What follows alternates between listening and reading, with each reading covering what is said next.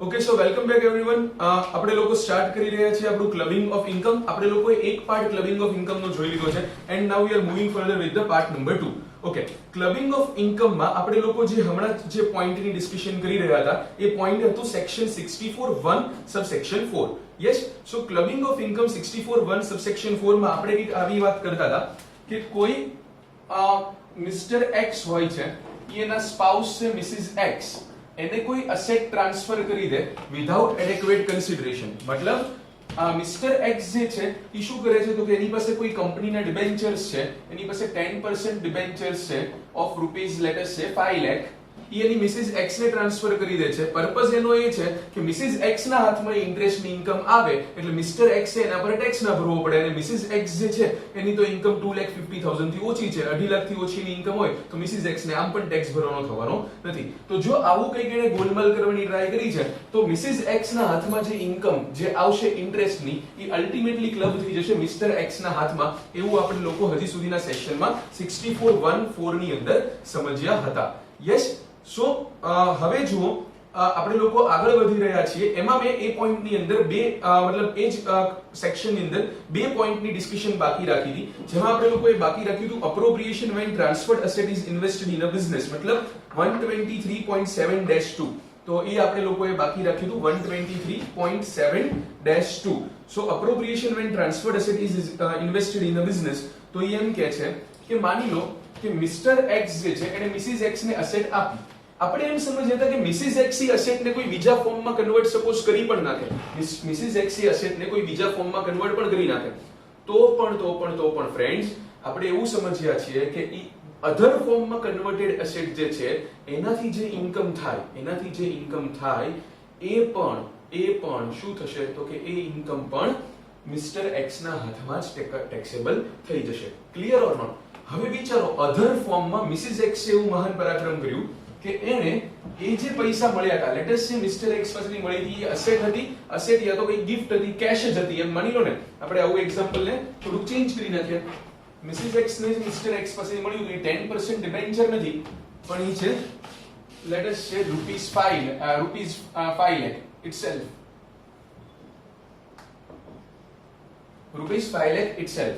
તો mister x પાસેથી Mrs X ને મળેલા એ ₹5 લાખ મિસિસ એક્સ એ લગાવી દીધા એક એના બિઝનેસમાં, અને આ બિઝનેસમાંથી મિસિસ એક્સ મસ્ત ઇન્કમ કમાય છે. તો કે તો હવે આવા કેસમાં સર ક્લબિંગ કેવી રીતે કરવું, બસ એ જ સમજાવું છું હું તમને આ પ્રોવિઝનની અંદર. મિસિસ એક્સ જે પૈસા લગાવ્યા છે બિઝનેસના, એ બિઝનેસમાં મિસિસ એક્સ ને થશે કંઈક profit or you can say income. Yes or no? Yes. તો કે તો એ ઇન્કમ મિસિસ એક્સ ને ક્યારે થઈ તો કે મિસિસ એક્સ છે કે એની કેપિટલ અંદર ઇન્વેસ્ટ કરી હશે, એ કેપિટલની સામે આટલો પ્રોફિટ થયો. Yes or no? સિમ્પલ છે લોજિક સિમ્પલ છે. હમણાં પછી પ્રોવિઝન વે થી તમને સમજાવું છું.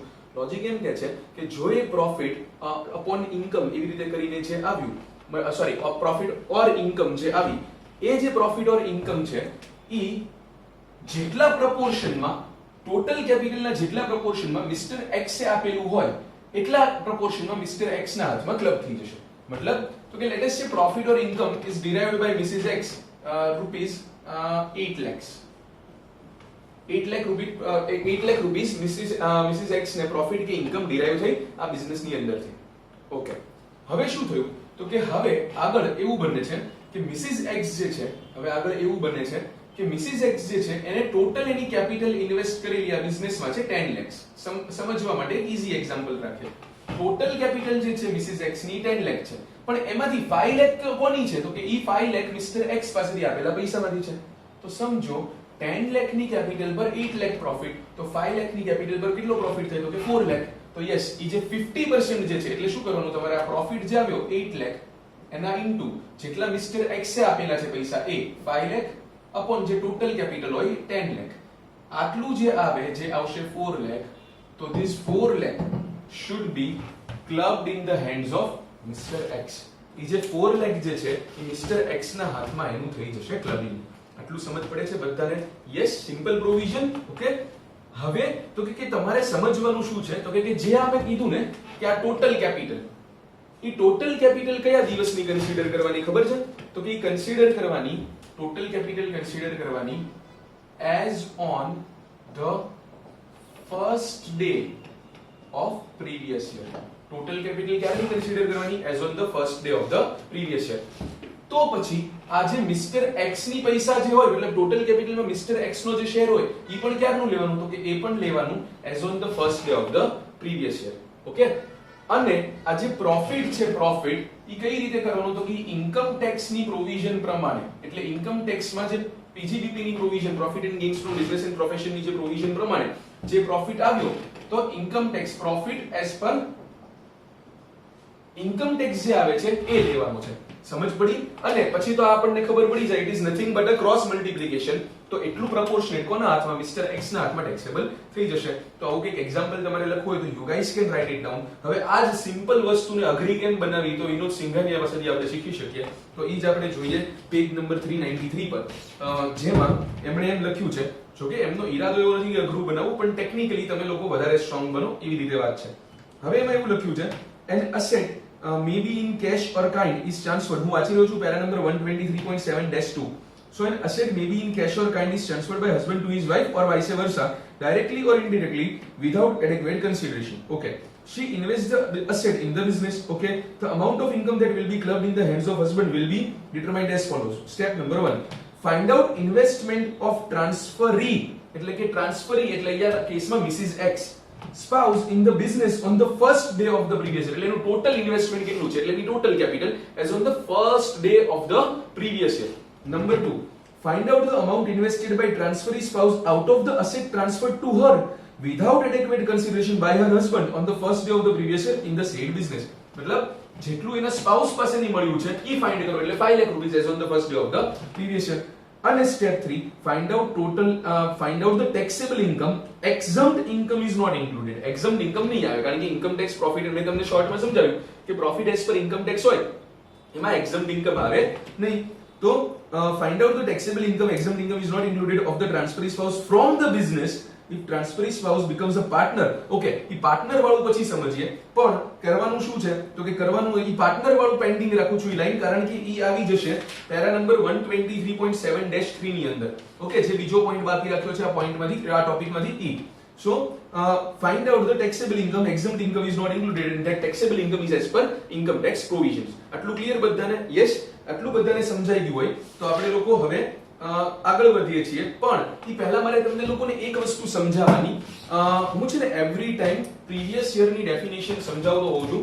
I don't remember this time મેં આ બેચમાં પ્રીવિયસ યરની ડેફિનેશન સમજાવી છે કે નથી સમજાવી. તો જો પ્રીવિયસ યરની ડેફિનેશન ના સમજી હોય તો યુ ગાઈઝ લેટ મી નો.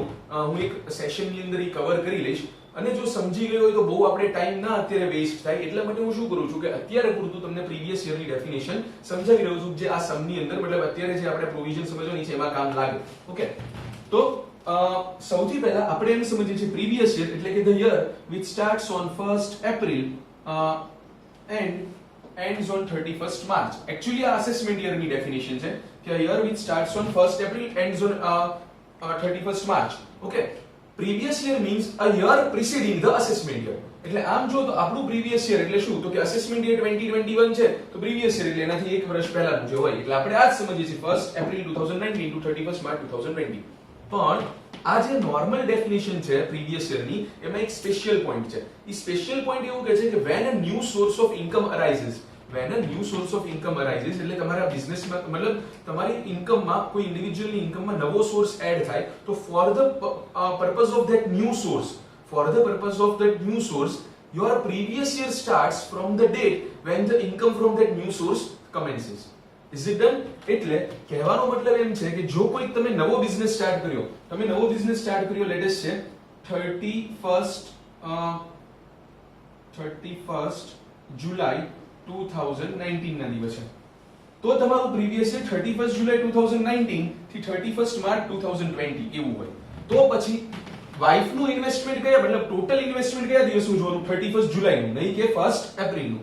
અને સ્પાઉસ પાસેથી મળેલું ઇન્વેસ્ટમેન્ટ ક્યારનું જોવાનું? ઈ 31st જુલાઈ નું જોવાનું, નહીં કે 1st એપ્રિલ. સમજાય છે? જનરલ કેસમાં તમારે 1st એપ્રિલ જ જોવાનું છે, પણ નવો બિઝનેસ સ્ટાર્ટ કર્યો હોય તો જે દિવસથી બિઝનેસ સ્ટાર્ટ થતો હોય ઈ as per the definition of previous year ઈ as per the definition of previous year, date of starting of new business, it becomes the first day of the previous year. Clear or not? Yes. તો આ પણ તમને લોકોને સમજાઈ ગયો છે. હું સીધો કરાવી રહ્યો છું તમને લોકોને problem number 123.72 P1 page number આપ્યું છે 394 પર. Okay. On December 27, 2018, X gifts 2,50,000 to Mrs. X. Mrs. X starts a business on January 20, 2019 by investing rupees 8,50,000 which she arranged as follows. Okay, નવો બિઝનેસ સ્ટાર્ટ થયો એટલે આ business માટેનું previous year ક્યારે શરૂ થશે? January 20, 2019. Clear? Okay. Gift on December 27, 2018 from her husband 2,50,000. Okay. Gift from grandfather of Mrs. X 150. Okay. Gift from Mrs. A on December 20, 2018 એટલે કોઈ Mrs. A પાસેથી એને ગિફ્ટ મળી છે 2 lakh. Gift from father of Mrs. X, gift from brother of Mrs. X and her own funds. એનું ખુદનું fund તો 40,000 રૂપિયા જ છે, બાકી ગામની ગિફ્ટમાંથી તેણે બિઝનેસ સ્ટાર્ટ કરેલો છે. ઓકે. થાય છે શું તો કે પહેલા આપણે ફાઇન્ડ કરી લઈએ ટોટલ જે છે એનું ઇન્વેસ્ટમેન્ટ કેટલું છે. Let me get the calculator. So the total investment, friends, in this case is 2,50,000 plus 1,50,000 plus 1 lakh plus 2 lakh plus 1,10,000 plus 40,000. So it comes to 8,50,000. So Mrs. X નું total investment એટલે total capital જે છે એ as on the first day of the previous year એટલે કે January 20, 2019 ના દિવસે 8,50,000 થશે. એમાંથી એના સ્પાઉસ પાસેથી કેટલા મળેલા છે? તો કે એ મળેલા છે 2,50,000. Yes or no? Yes. હવે તમે જુઓ એટલે એને તમને નીચે એક ઇન્ફોર્મેશન આપી છે. એ ટેબલ આમ ખુદ રીડ કરશો ને તો એમ લાગશે કે શું આપ્યું, પણ જો હું જેમ કરાવું એમ રીડ કરો. The following information is taken from the capital account by Mrs. X in the books of the business. એટલે Mrs. X નું capital account ની ઇન્ફોર્મેશન છે. તો capital on January 20, 2019 એટલે ઓપનિંગ કેપિટલ થઈ બેલેન્સ હોય ક્રેડિટ બેલેન્સ. એટલે જો 8,50,000 એમાં એડ થઈ ગઈ. મતલબ જે ઓપનિંગ આવી એમાંથી 850 માંથી યાદ રાખવાનું છે 250 એના હસબન્ડની છે. Yes. Okay. Profit for the year ending March 31, 2019 એટલે March 31, 2019 નો જે પ્રોફિટ છે કેટલો છે? 2 lakh. Okay. Drawings up to March 31, 2019 70,000. તો અલ્ટિમેટલી જે કેપિટલ બચી કેટલી બચી? તો કે એ બચી ક્લોઝિંગ મતલબ balance as on April 1, 2019 or 31st March 2019 એ બચી 9,80,000. ઓકે. પછી શું છે? તો કે પછી ફ્રેશ કેપિટલ લાવ્યા. Gift is given by X એટલે એના હસબન્ડ એક્સે ગિફ્ટ આપી 1 lakh રૂપીસ. ઓકે. પછી શું થયું? તો કે પ્રોફિટ અર્ન કર્યો 6 લાખ રૂપીસ નો. ડન. હવે જે જો ફ્રેશ કેપિટલ છે ની કઈ તારીખે હતી ખબર છે? એપ્રિલ 10, 2019 યાદ રાખજો. ફ્રેશ કેપિટલ ક્યારની છે? એપ્રિલ 10, 2019 ની. Is it done everyone? Yes. Okay. Profit for the year ending March 31, 2020 એટલે યર નો પ્રોફિટ એટલે કે 1920 શું કહી શકાય? પ્રીવિયસ યર 1920 નો પ્રોફિટ ઈ કેટલો થયો? 6 lakh rupees. Okay. Profit for the year ending drawings for 2019-20 2,15,000. તો જે ક્લોઝિંગ બેલેન્સ કે આમ જુઓ તો નેક્સ્ટ યર ની ઓપનિંગ બેલેન્સ એ બચી 14,65,000. અગેન એ યર માં પ્રોફિટ આવ્યો 9 લાખ. એ યર માં ડ્રોઈંગ્સ છે 370. તો બેલેન્સ એઝ ઓન April 1, 2021 એ બચી 19,95,000. Is it done? Yes. હવે એમ કે છે find out the amount taxable in the hands of X for different assessment years on the assumption that the profit credited in the capital account of Mrs. X is as per the audited profit and loss account. However, for the previous year 1920, rupees 28,000 is not deductible, being 100% payment of 28,000 by cross check. મેં તમને કીધેલું છે provision 40A3 આવું આપણે PGBP માં ભણવાના છે. 10,000 થી વધારે જો તમે કોઈને કેશમાં પેમેન્ટ કરો તો એ પૂરો એક્સપેન્સ તમારો ડિસઅલાઉ થઈ જાય. કેશમાં કાં તો ક્રોસ ચેક થી તમારે કમ્પલસરી અકાઉન્ટ પેઈ ચેક થી તે પેમેન્ટ કરવું પડે. તો અહીંયા 28,000 થી કર્યું છે એટલે ડિસઅલાઉ થઈ જાય. તો ઈ એને ઇફેક્ટ નથી આપી. એટલે જો ઈ યર નો પ્રોફિટ કેટલો છે? 1920 નો પ્રોફિટ તમે જુઓ એટલે કયો થશે? તો કે profit of the year ending March 31, 2020 જે ઉપર આપ્યું ને profit for the year ending March 31, 2020 જે 6 લાખ રૂપીસ છે એ. તો એ 6 લાખ એમાં 28,000 ની ઇફેક્ટ અપાઈ ગઈ છે પણ એ ડિડક્ટ નતા કરવા જોઈતા. એક્સપેન્સીસ ડિસઅલાઉ થઈ જાય મતલબ એક્સપેન્સ ડિડક્ટ ના કરવા દો તો પ્રોફિટ શું થઈ જાય? વધી જાય. સો એ પ્રોફિટ 6 લાખ ની બદલે કેટલો થઈ જશે? એ પ્રોફિટ 6 લાખ ની બદલે થઈ જશે 6,28,000. Is it done everyone? Yes or no? Yes. Okay. Other expenses debited to profit and loss account are as per the income tax law. એટલે બાકી કઈ બીજા કોઈ એક્સપેન્સીસ માં કે એમાં કોઈ ઇશ્યુ છે નહીં. ઓકે. હવે આપણે લોકો શું કરવાનું છે? તો કે હવે આપણે લોકોએ સમજવાની શરૂઆત કરવાની છે કે જે એની અંદર તમને કન્ટેન્ટ આપેલું છે એના ઉપરથી આપણે મિસ્ટર એક્સ ના હાથમાં કેટલી ઇન્કમ ટેક્સેબલ થશે અલગ અલગ પ્રીવિયસ યરમાં એ જોવાની છે. બધાનું ધ્યાન અહીંયા થોડુંક તમને લોકોને જો ખુદ ટ્રાય કરશો ઇવન તો નહીં થાય. બધે મેં તમને લોકોને આવું લોજિક સમજાવી દીધું એટલા માટે હું અહીંયા સોલ્યુશન કરાવું છું. પૂરું ધ્યાન બોર્ડ પર રાખજો. આવું કંઈ લખવું હોય તો you guys can write it down. Okay,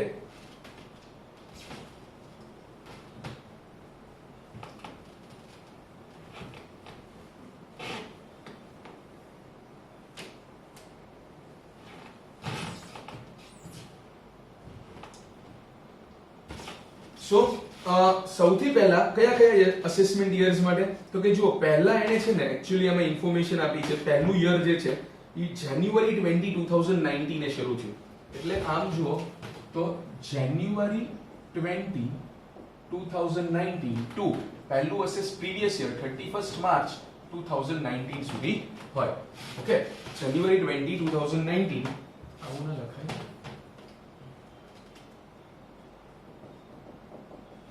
20th January 2019 to 31st March 2019 ત્યાં સુધીનું પ્રીવિયસ યર થયું. નાનકડું એવું પ્રીવિયસ યર બનશે. તો એ આમ જુઓ તો આ કયું થયું તો કે આ થયું પ્રીવિયસ યર 2018-19. એટલે આના રિલેવન્ટ અસેસમેન્ટ યર કયું હોય તો કે આના રિલેવન્ટ અસેસમેન્ટ યર હોય 2019-20. ક્લિયર? તો હું સૌથી પહેલા જે કેલ્ક્યુલેશન કરી રહ્યો છું એ અસેસમેન્ટ યર 19-20 માટે કરું છું કે મિસિસ એક્સ ના હસબન્ડના હાથમાં એટલે કે મિસ્ટર એક્સ ના હાથમાં કેટલી ઇન્કમ એડ થઈ જશે from the income of Mrs X. Okay, બધાનું ધ્યાન અહીંયા. સૌથી પહેલા મને એમ કહો કે મિસિસ એક્સ ને પ્રોફિટ કેટલો મળ્યો છે ફોર ધ યર 18-19. તો જો 18-19 નો જે પ્રોફિટ છે profit for the year ending March 31 2019 is ₹2 lakh. So A 2 lakh એને ઇન્ટુ મેં શું કીધું તમને તો કે ન્યુમરેટરમાં તમારે લખવું પડશે જે ટોટલ માંથી હસબન્ડ નું ઇન્વેસ્ટમેન્ટ કેટલું હતું તો કે સર પહેલા ટોટલ કેટલું છે એ કહી દો ને. તો આપણે ડિનોમિનેટર મૂકી લઈએ તો કે ટોટલ છે 8,50,000. જો opening capital as on the first day of the previous year જોવાનું છે. First day of the previous year is January 20 2019 તો 850 છે. એમાંથી હસબન્ડના પૈસામાંથી કેટલું છે તો કે 2,50,000. આટલું ક્લિયર? યસ, જો સિમ્પલ છે તમે બહુ બધું આમાં કોમ્પ્લેક્સિટી વધારતા નહીં.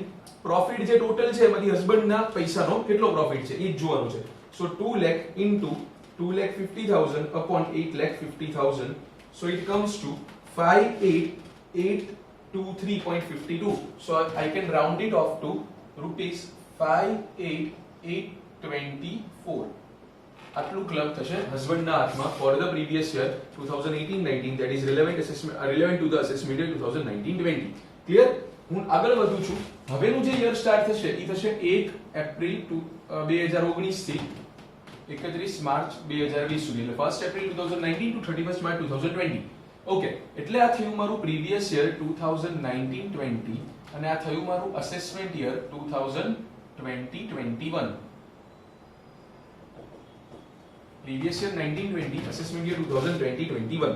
ઓકે, સૌથી પહેલા તો સર મને એમ કહો કે આ યરનો પ્રોફિટ કેટલો છે તો પ્રોફિટ તમે જુઓ 6 લાખ આપ્યો તો પણ એ 6 લાખમાં આપણને ખબર છે 28,000 ના પહેલા એક્સપેન્સ ડિસઅલાઉ થતા એટલે પ્રોફિટ થઈ જશે 6,28,000. Clear or not? Yes. Okay, હવે પહેલા ડિનોમિનેટરમાં મૂકવું પડશે ઓપનિંગ કેપિટલ. તો તમે ઓપનિંગ કેપિટલ જુઓ તો એ એક્ચ્યુઅલી કેટલી હતી તો કે એ હતી 9,80,000. કેવી રીતે મળ્યું મને તો જો બેલેન્સ એઝ ઓન એપ્રિલ 1 2019 જે આવી હતી 850 પ્લસ 2 લાખ નો પ્રોફિટ માઈનસ 70,000 ના ડ્રોઈંગ્સ તો ટોટલ જે કેપિટલ હતી કેટલી હતી એ હતી 9,80,000. હવે 9,80,000 ની કેપિટલમાંથી 9,80,000 ની કેપિટલમાંથી કેટલા પૈસા એવા હતા કે જેના હસબન્ડે ઇન્વેસ્ટ કર્યા હતા તો કે સર ઓબ્વિયસલી હજી સુધી તો એને 1 એપ્રિલ 2019 સુધી હસબન્ડે બીજું કોઈ પૈસા નતા આપ્યા તો જે આના પ્રીવિયસ યરમાં જે હતા ઈ જ રહેશે which is 2,50,000. Clear or not? Yes. So 6,28,000 into 2,50,000 divided by 9,80,000. So it comes to 160 rupees 160,204.08. So 160,204. Yes, my answer is being tallied with the Singhania's answer. Now I am moving further with next assessment year, which is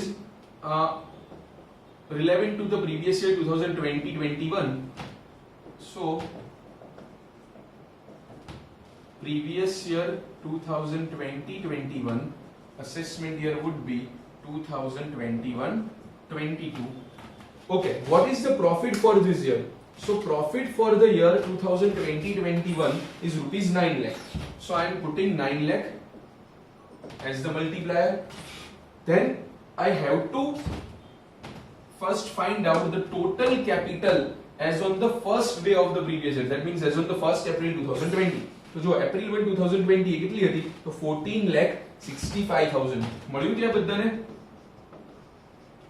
આપ્યું છે ને જો balance as on April 1 2020 credit side 14,65,000. Yes, okay. Out of which હસબન્ડના પૈસા કેટલા હતા? તો તમે ઉપરના યરમાં તમે જુઓ તો જો એકચ્યુઅલી આ 2,50,000 તો હતા જ. એકચ્યુઅલી આ 2,50,000 તો હતા જ. ઓકે, એમાં ફ્રેશ કેપિટલ તમે જો ઉપરના યરમાં એમાં 10th એપ્રિલે હસબન્ડે 1 લાખ રૂપીસની એડ કરી હતી. 10th એપ્રિલે હસબન્ડે 1 લાખ રૂપીસની એડ કરી હતી. તો એ હવે આ 14,65,000 માં ઇન્ક્લુડેડ હોય ને? Yes.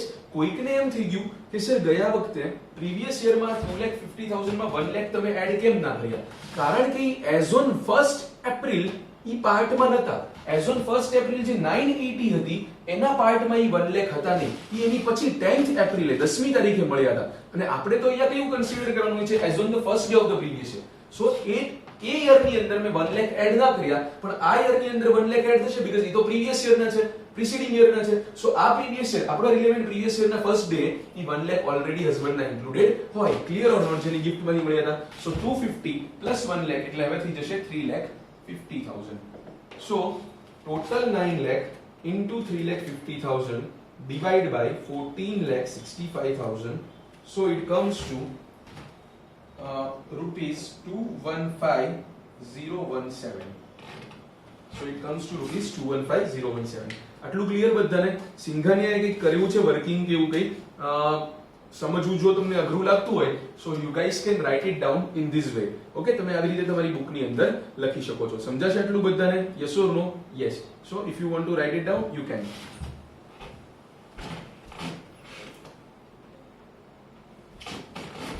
Okay, I am moving further with problem number 2.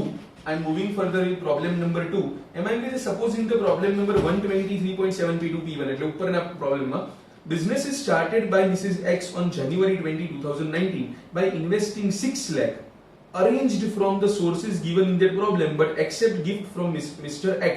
તો કે એમ કહે છે કે જો 8,50,000 ની બદલે એને 6 લાખ થી બિઝનેસ શરૂ કર્યો હોત અને એટલે કે 250 હસબન્ડ વાળા ના હોત તો પૂરેપૂરી 6 લાખ હસબન્ડ સિવાયની ઇન્કમ મતલબ હસબન્ડ સિવાયની જે એની પાસે બેલેન્સ હતી એમાંથી થયું, કેપિટલ એના સિવાયની કેપિટલમાંથી થયું. યસ. તો શું થશે? તો કે એવા કેસની અંદર તમારે ફાઇન્ડ કરવાની છે income. X gives 2,50,000 to Mrs. X on February 1, 2019. X છે February 1, 2019 મતલબ આ પ્રીવિયસ યર શરૂ થઈ ગયું ને જાન્યુઆરી 20th January 2019 એના પછી એટલે કે February 1, 2019 February 1, 2019 આપ્યા. So as on the first day of previous year X ના પૈસા Mrs. X ના બિઝનેસમાં હતા નહીં. Clear or not? તો તમને એમ કહે છે કે other data in the problem remaining the same, find out the amount taxable in the hands of X for the assessment year 1920. તો કે 1920 માં X નું કંઈ હતું જ નહીં. આ 850 ની બદલે અહીંયા આગળ આપણે શું મૂકવું પડે? તો કે 850 ની બદલે અહીંયા મૂકવું પડે 6 લાખ, પણ અહીંયા તમારે મૂકવું પડે 0. તમે 0 મૂકી દો એટલે 0 સાથે મલ્ટીપ્લાય કરવાથી આવી જાય 0. Clear or not? So X ના હાથમાં કોઈ જ એટલે કોઈ જ ઇન્કમ ક્લબ થશે નહીં બીકોઝ એની કોઈ ઇન્વેસ્ટમેન્ટ હતું જ નહીં. એને 2,50,000 આપ્યા હતા પણ એને 2,50,000 એકવાર મિસિસ એક્સે બિઝનેસ સ્ટાર્ટ કરી દીધો ઈ પછી આપ્યા હતા. સ્ટાર્ટ કરી દીધો ઈ પછી આપ્યા એનો મતલબ the first day of the previous year the investment provided by mister X was 0. Is it done everyone? Yes. So એટલા માટે આ જે ઇન્કમ ક્લબ થશે મિસ્ટર એક્સ માં 0 થશે પણ અધર યર્સ ની જે ઇન્ફોર્મેશન છે ઇટ વિલ રિમેઇન સેમ. તો પછી બાકી તો આમને આમ જ રહેશે. સમજાય છે ને? બીકોઝ મિસ્ટર એક્સ વાળા પૈસા એડ તો થઈ જ ગયા છે એટલે યરની કેપિટલ ઇન્ક્રીઝ તો થઈ જ જશે પણ ઈ ક્લોઝિંગ કેપિટલ સેમ થશે, ઓપનિંગ કેપિટલ ડિફરન્ટ થઈ ગઈ. Clear or not? આટલું સમજાણું? ક્લોઝિંગ કેપિટલ પાછા 2,50,000 x આપે જ છે ફેબ્રુઆરીએ, એટલે સેમ થઈ જશે, પણ જે ઓપનિંગ કેપિટલ જે છે ઈ થોડીક અલગ આવી ગઈ. આટલું સમજાશે બધાને? Yes or no? Yes. So that is how it has change. Clear or not? So પહેલા યરમાં કઈ જ આવશે નહીં, બાકીના યરમાં એઝ ઇટ ઇઝ રહેશે. ક્લિયર? ઓકે. પછી આપણે લોકો આગળ વધી રહ્યા છીએ. હવે તમે જુઓ બાજુના પેજ પર 123.7-3 when transferred asset is invested in a firm. હવે આવ્યું શું કર્યું તો કે મિસ્ટર એક્સ છે જે પૈસા આપ્યા એ મિસિસ એક્સ છે, એ પૈસાને કોઈ ફર્મમાં ઇન્વેસ્ટ કરી દીધા, પાર્ટનરશિપ ફર્મની અંદર ઇન્વેસ્ટ કરી દીધા, અને હવે એમાંથી એને ઇન્કમ થાય છે. તો કે બોલો હવે શું કરશો? તો કે અગેન જે ઇન્કમ ટેક્સેબલ હોય પાર્ટનરશિપ ફર્મમાંથી ઈ તો મિસ્ટર એક્સ ના હાથમાં ટેક્સેબલ થશે જ. કે સર પાર્ટનરશિપ ફર્મમાંથી મિસિસ એક્સ ને કઈ કઈ ઇન્કમ મળે? તો કે પાર્ટનરશિપ ફર્મમાંથી મિસિસ એક્સ ને 3 ટાઈપની ઇન્કમ મળે. એક જે હોય ને ઈ એનો પ્રોફિટ હોય કે જે ફર્મમાંથી મળે. હવે જે ફર્મ જે છે પાર્ટનરશિપ ફર્મ, એના કેસમાં હંમેશા એવું યાદ રાખજો કે પાર્ટનરશિપ ફર્મ ખુદ એક ઇન્કમ ટેક્સ ની નજરમાં એક સેપરેટ એન્ટિટી છે. યસ. તો એને જે પ્રોફિટ અર્ન કર્યું હોય એના પર એને ખુદ ટેક્સ ભરી દીધો હોય. યસ. તો પછી એ જે પ્રોફિટ એના પાર્ટનર્સ વચ્ચે ડિસ્ટ્રીબ્યુટ કરે એના પર પાર્ટનર્સ પાસે ફરીવાર ટેક્સ મંગાય નહીં, નહીતર તો એ ડબલ ટેક્સેશન થઈ જાય. એકની એક ઇન્કમ પર 2 વાર ટેક્સ ભરવો પડ્યો. સમજ પડી? યસ. તો પ્રોફિટ જે છે જે મિસિસ એક્સ ને મળે એ મિસિસ એક્સ ના હાથમાં પણ એક્ઝમ્પ્ટ છે, તો ઓબ્વિયસલી તમે એનું પ્રપોર્શન કરવાના, તો એ મિસ્ટર એક્સ ના હાથમાં એક્ઝમ્પ્ટ થવાનું, તો એનું કોઈ પ્રપોર્શન કરવાની જરૂર નથી. બીજી જે ઇન્કમ મળે એ સેલેરીની મળે. તો કે સેલેરી તો એટલા માટે આપે છે કારણ કે મિસિસ એક્સે કંઈ કામ કર્યું હોય, એ સિવાય બાકી પાર્ટનરશિપ ફર્મ કઈ સેલેરી આપે નહીં. સેલેરી એને કેપિટલ આપી એને કારણે ના મળે. સેલેરી એને બીકોઝ એને પૈસા ઇન્વેસ્ટ કર્યા છે એટલે ના મળે, ઈ કામ કરે છે એટલે મળે. તો અગેન આ જે સેલેરી ઇન્કમ છે એનું પણ ક્લબિંગ ના થાય. Is it done? પણ થર્ડ જે મળે ઈ મળે interest on capital from partnership firm. તો યસ ફ્રેન્ડ્સ, આ જે ઇન્ટરેસ્ટ ઓન કેપિટલ હશે ઈ મિસ્ટર એક્સ ના હાથમાં શું થવાનું છે? પ્રોપોર્શનેટ ક્લબિંગ થવાનું છે. Is it done? સમજાશે? પ્રોફિટ તો મેં કીધું એમ એક્ઝમ્પ્ટ જ છે. સેલેરી જે છે એ મિસિસ એક્સ ની મહેનતથી મળી છે એટલા માટે, બીકોઝ ઈ કેપિટલ ને કારણે મળી નથી એટલા માટે એમાં ક્લબિંગ કરવાનો સવાલ નથી. પણ જે ઇન્ટરેસ્ટ ઓન કેપિટલ હોય તો સીધો પ્રોપોર્શનેટલી એમ કહી શકાય કે બીકોઝ મિસ્ટર એક્સે પૈસા મિસિસ એક્સ ને આપ્યા હતા, મિસિસ એક્સે ફર્મ ને આપ્યા હતા, એટલે ઈ ફર્મે એને ઇન્ટરેસ્ટ આપ્યું, તો એ ઇન્ટરેસ્ટ જે છે પ્રોપોર્શનેટલી કોના હાથમાં જવું જોઈએ? મિસ્ટર એક્સ ના હાથમાં ટેક્સેબલ થવું જોઈએ. Clear or not? સો આવું તમારે કંઈક લખી નાખવું પડશે. આવું પ્રોપરલી એક્સપ્લેન કરેલું નથી સિંગાણીની અંદર. તમે જુઓ અંદરથી રીડ કરીએ છીએ. એમ કે the aforesaid rule is also applicable in case transferred asset is invested by the spouse to become partner in a firm. Share of profit is not taxable in the hands of partners. Consequently, clubbing provision are not attracted in respect of share of profit from a firm where the transferred assets are invested by way of contribution towards capital. Proportionate interest on capital will, however, be clubbed in if the transferred asset is invested in the firm. તો proportionate interest on capital will be clubbed. આગળ જો મેં બાકી લખાયું તમને page number 393 પર આવી જાઓ. એમાં નીચે જે પેલું ટેબલ આપણને આપ્યું હતું 123.7-2 માં, એમાં સ્ટેપ નંબર 3 એમાં મેં બાકી લખાયું હતું તમને ઇન્કમ વાળામાં. તો તમે જો find out the taxable income, exempt income is not included of the transferee spouse from the business. ઈ વાંચ્યું. પછી આપણે જો એમ કે if the transferee spouse becomes a partner in the firm by investing the aforesaid asset, then only interest income from the firm is considered under step 3. Share of profit from firm is not considered under step 3 as it is exempt under section 10(2)(a). Is it clear? આટલું સમજ પડશે બધાને? yes or no? yes. તો જે વસ્તુ આપી છે ઈ જ છે. પ્રોબ્લેમ આપણને આપ્યો છે x and y form a partnership firm on April 1, 2019. Profit sharing ratio 2:3 by investing rupees 10 lakh and 15 lakh respectively. Okay. બંને એક પાર્ટનરશિપ ફર્મ શરૂ કરી 1 એપ્રિલ 2019 ને 10 લાખ અને 15 લાખ ઇન્વેસ્ટ કરીને x અને y. જો આ ક્વેશ્ચનમાં હું વધારે x ના એંગલ પર ભાર આપીશ કારણ કે આન્સર x ના એંગલ થી પૂછ્યો છે, y નો એંગલ જે છે એ તમને હોમવર્ક માટે રહેશે. ઓકે. ઈ વાળો ક્વેશ્ચન છે, નીચે એક્સરસાઇઝ વાળો ક્વેશ્ચન છે. ઓકે. તો જે x જે પૈસા લાવ્યો, કેટલા લાવ્યો? 10 લાખ. એમાંથી કેવી રીતે આવ્યા? તો ગિફ્ટ ફ્રોમ મિસિસ એક્સ. હવે જો અહીંયા ઊંધું છે, અહીંયા મિસિસ એક્સ એ એક્સ ને પૈસા આપ્યા અને જેને એક્સ એ ફર્મ ને આપ્યા, તો કઈ વાંધો નહીં. એવું ના હોય કે હસબન્ડ વાઇફ ને આપે તો હસબન્ડ ના હાથમાં ક્લબિંગ થાય, એવું જ હોય. વાઇફ હસબન્ડ ને આપે તો વાઇફ ના હાથમાં પણ ક્લબિંગ થઈ જાય. Clear? The word use the spouse. Is it done? So wife જે છે એ હસબન્ડ ને પૈસા આપશે. આ ક્વેશ્ચનમાં એવું થઈ રહ્યું છે. આ ક્વેશ્ચનમાં મિસિસ એક્સ જે છે એ મિસ્ટર એક્સ ને પૈસા આપી રહી છે અને મિસ્ટર એક્સ એ પૈસા જે છે એ ફર્મમાં ઇન્વેસ્ટ કરી રહ્યો છે. તો એમાંથી ઇન્ટરેસ્ટ ઓન કેપિટલ કેટલા પ્રપોર્શનમાં મિસિસ એક્સ ના હાથમાં ટેક્સેબલ થશે એ આપણે જોવાનું છે. તો જો ટોટલ 10 લાખમાંથી 6,60,000 એને ગિફ્ટ ફ્રોમ મિસિસ એક્સ છે અને 3,40,000 past saving from X and Y, એટલે એનું ખુદનું સેવિંગ છે. ગિફ્ટ ફ્રોમ મિસિસ વાય એ તો વાય ના કેસમાં છે, એ તમારે વાય માટે જોવાનું રહેશે. For the previous year ended 31st March 2020, share of profit from the firm is as follows. Okay? Interest on capital 1,20,000. હવે ઈ જોવાનું છે. પછી salary as per salary as working partner. તો salary as working partner હોય friends, ઈ કઈ પેલાના હાથમાં taxable થાય નહીં. સેલેરી જે છે વર્કિંગ પાર્ટનરની ઈ કઈ ટેક્સેબલ ન થાય. અને જે યસ જે સેલેરી શેર ઓફ પ્રોફિટ જે છે એ તો આપણે આમ પણ સમજીએ છીએ કે એ શું છે, એ એક્ઝમ્પ્ટ જ છે. Is it done? યસ. તો હવે જે સમજવાનું છે એ આપણે એ સમજવાનું છે કે ઇન્ટરેસ્ટ ઓન કેપિટલ કેટલું મિસિસ એક્સ ના હાથમાં ટેક્સેબલ થશે. ઇન્ટરેસ્ટ ઓન કેપિટલ કેટલું મિસિસ એક્સ ના હાથમાં ટેક્સેબલ થશે. તો કે તમે જુઓ ટોટલ એને ઇન્ટરેસ્ટ ઓન કેપિટલ કેટલું મળવું જોઈએ, તો કે ટોટલ એને ઇન્ટરેસ્ટ ઓન કેપિટલ મળવું જોઈએ 10 લાખ એના 12%, 10 lakh na 12%, so it will be 1,20,000.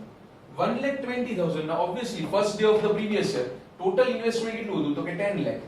એમાંથી મિસિસ એક્સ ના પૈસાનું ઇન્વેસ્ટમેન્ટ કેટલું હતું, તો કે એ હતું 6,60,000. so 1,20,000 into 6,60,000 divided by 10 lakhs, so it comes to 79,200. આ 79,200 એ મિસિસ એક્સ ના હાથમાં ક્લબ થઈ જશે. પણ જે પેલી સેલેરી ઇન્કમ છે એ જો મિસ્ટર એક્સ ના હાથમાં જ ગઈ, પ્રોફિટ તો એક્ઝમ્પ્ટ થઈ ગયો, અને જે પેલી બાકીની મતલબ આ 120 minus 79,200, 1,20,000 minus 79,200, so 40,800 એ મિસ્ટર એક્સ ના હાથમાં જ ક્લબ થશે, બીકોઝ એની કેપિટલ પરનું ઇન્ટરેસ્ટ છે. મિસ્ટર એક્સ ના હાથમાં ક્લબ થશે એમ ના કહેવાય, સોરી, મિસ્ટર એક્સ ના હાથમાં ટેક્સેબલ રહેશે. 79,200 મિસિસ એક્સ ના હાથમાં ક્લબ થઈ જશે. Clear or not? બીકોઝ એ મિસ્ટર એક્સ ની ઇન્કમ છે તો જ ક્લબ એવું કહેવાય ને. યસ, પોતાની ઇન્કમ તો હોય, બીજાની ઇન્કમ આવે ત્યારે જ ક્લબિંગ પ્રોવિઝન છે એવું આપણે લોકો કહી શકીએ. Yes, okay. So that is it. That is about 6414 જે ગઈકાલે આપણે લોકોએ સ્ટાર્ટ કર્યું હતું, મતલબ સોરી આના પ્રીવિયસ સેશનની અંદર જે આપણે લોકોએ સમજવાનું સ્ટાર્ટ કર્યું હતું અને જે આપણે લોકોએ કન્ટિન્યુ કર્યું છે. આગળ વધીએ છીએ. હું કરાવી રહ્યો છું નવ પેરા નંબર 124. તો એ એમ કે છે when an individual is assessable in respect of the income from assets transferred to son's wife. હવે જો જેમ એક ઇન્ડિવિડ્યુઅલ છે મિસ્ટર એક્સ, એ પોતાની વાઇફ મિસિસ એક્સ ને એસેટ ટ્રાન્સફર કરે છે, તો આપણે આખી જે આ પ્રોવિઝન સમજ્યા 6414 એ સેમ પ્રોવિઝન ડિટ્ટો એપ્લિકેબલ થઈ જશે if Mr. X transfers the asset to the son's wife, એટલે Mrs. Junior X. Mrs. Junior X ને જો ટ્રાન્સફર કરી દે તો same as per the point to point as per the provision of section 6414 apply થઈ જશે આ પણ કેસમાં. એટલે ઈ તમારે લોકો તમે જો 6416 is all about this. તમે જો આપણે રીડ કરીએ છીએ the provision of 6416 are given below. The taxpayer is an individual, he or she has transferred an asset after May 31 1973. E date યાદ રાખવાની જરૂર નથી કારણ કે આ પ્રોવિઝન પછી ઇન્ટ્રોડ્યુસ થઈ હશે એવું હશે. સો મતલબ પછી એની ટેક્સેબિલિટી કરવાની છે. તો હવે તો ઓબ્વિયસલી અત્યારના પ્રીવિયસ યરની વાત છે તો ટ્રાન્સફર કરી દીધી હશે એવું હશે. યસ, મતલબ આવું આટલી બધી નાની ડેટ્સ યાદ રાખવા જશો તો પ્રોબ્લેમ્સ થશે. So better you guys ignore that date.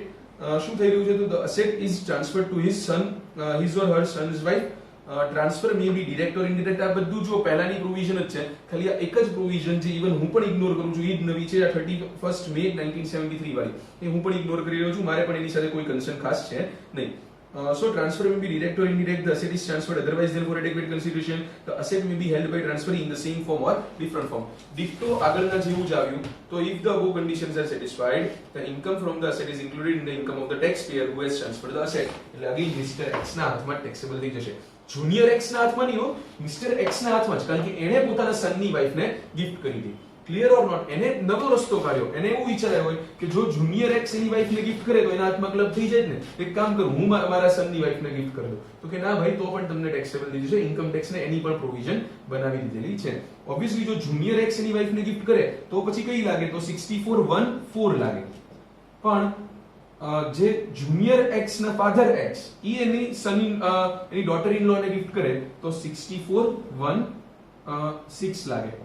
Is it done? આટલું બધાને સમજ પડશે? Yes. So other points are given. એમ કે છે the relationship of father in law or mother in law and daughter in law. હા, જેમ mister X છે એમ even Mrs x જે છે ઈ એને ટ્રાન્સફર કરે. મિસ્ટર એક્સ છે એમ મિસિસ એક્સ જેમ ટ્રાન્સફર કરે મિસિસ જુનિયર એક્સ ને, તો પણ આ પ્રોવિઝન એપ્લિકેબલ થઈ જાય. કારણ કે આ વર્ડ્સ શું લખ્યા છે? વર્ડ્સ લખ્યા છે ટુ સન્સ વાઇફ. એમ નથી કીધું from father in law to sons wife. એટલે mother in law to sons wife provision is applicable. Clear or not? So junior X જો ટ્રાન્સફર નથી કરતો પણ આ લોકો ટ્રાન્સફર કરે છે ટેક્સ પ્લાનિંગ માટે, ચારે મળીને આવું કંઈક પ્લાન કરે તો પણ ઈ ટેક્સેબલ થઈ જાય એવી ઇન્કમ ટેક્સે સગવડ રાખેલી છે. Is it done? Okay. So એમ કે છે relationship should subsist at both the time. જે આપણે લોકો ગઈકાલે મતલબ પેલું મેરેજ ઓફ આ જે આ જુનિયર એક્સ અને મિસિસ જુનિયર એક્સ ના કેસમાં કેમ આપણે એવું સમજતા હતા, મતલબ લાઈક હસબન્ડ વાઇફ ના કેસમાં કેમ આપણે પ્રીવિયસ લેક્ચરમાં સમજ્યા હતા કે relationship should subsist at both the time. મતલબ અસેટ ટ્રાન્સફર કરી ત્યારે પણ હસબન્ડ વાઇફ હોવા જોઈએ, ઇન્કમ મળે ત્યારે પણ હસબન્ડ વાઇફ હોવા જોઈએ. ઇન્કમ મળે ત્યારે ડિવોર્સ થઈ ગયા તો પાછા ક્લબિંગ ના થાય. અસેટ ટ્રાન્સફર કરી દીધી મેરેજ પહેલા તો પણ ક્લબિંગ ના થાય. સેમ રૂલ એ એપ્લિકેબલ છે. વાંચી લેજો. Transfer includes indirect transfer. તો જો સી પેરા એવું બધું આપેલું છે. ઇન શોર્ટ એનું ઈ જ છે. નીચે એક પ્રોબ્લેમ આપ્યો છે, ઈ પ્રોબ્લેમ પણ તમે સોલ્વ કરી દેજો, થઈ જશે. ઈ પછી છે when an individual is accessible in respect of income from asset transfer to the person for the benefit of spouse. Again હવે શું થયું તો કે હવે ઈ લોકોએ પાછો નવો રસ્તો કાઢ્યો. આપણે લોકોએ ટેક્સ ઇવેઝન કરવાનો. ઈ નવો રસ્તો તો ઇન્કમ ટેક્સે સામે નવી બનાવી દીધી પ્રોવિઝન. એટલે કે તમે રસ્તાઓ કાઢતા જાઓ, અમે નવી પ્રોવિઝન બનાવી દીધી. શું છે ઈ પ્રોવિઝન? અહીંયા છે. આમાંથી કઈ લખવા જેવું લગભગ હશે તો તમે કોપી કરી લીધું હશે, including this point. Okay.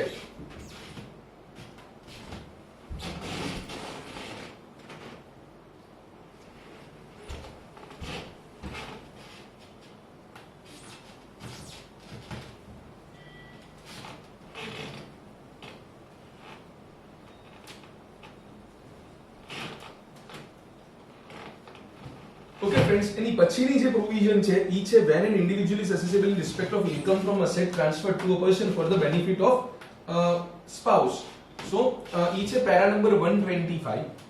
Mister x જે છે, ઓકે, આ જ પ્રોવિઝન નીચે પેરા નંબર 126 છે ને ઈ સેમ છે for the benefit of sons wife એમ કરીને. સો જેમ ઉપર કેમ 6414 અને 6416 એમ હતું, અહીંયા 6417 અને 6418 ઈ બંને son for wife as well as sons wife ઈ બંનેના કેસમાં સેમ પોઈન્ટ જ છે. એટલે એક હું તમને સમજાવું છું, બીજું તમારે લોકોએ જાતે સમજવાનું છે. Is it done? ઈ તમારે લોકોએ સેલ્ફ સ્ટડીમાં રીડ કરવું પડશે, બીકોઝ કઈ નથી, સેમ પોઈન્ટ્સ જ બધા છે. બધા points one by one same રહે છે. સો મિસ્ટર એક્સ જે છે ઈ જો મિસિસ એક્સ ને ટ્રાન્સફર કરી દે તો 6414 લાગી જતું હતું. એટલા માટે મિસ્ટર એક્સે શું કર્યું? એણે મિસ્ટર વાય ને ઈ એસેટ ટ્રાન્સફર કરી દીધી. એટલે મિસ્ટર એક્સે એસેટ ટ્રાન્સફર કરી ટુ મિસ્ટર વાય. હવે મિસ્ટર વાય ને જો એવી રીતે એસેટ ટ્રાન્સફર કરે છે કે જેમાં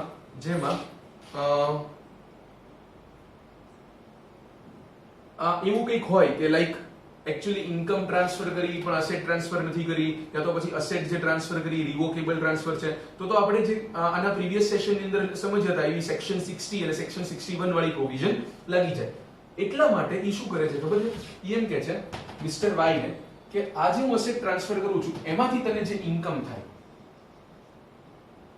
એ ઇન્કમ તારે કમ્પલસરી એવા પર્પઝ માટે યુટિલાઇઝ કરવી પડશે. એટલે ઇનડાયરેક્ટલી જોજો, ઇન્કમ એની પાસે પાછી નથી માંગતો, પણ એ ઇન્કમ એને એવા પર્પઝ માટે યુટિલાઇઝ કરવાની જેમાંથી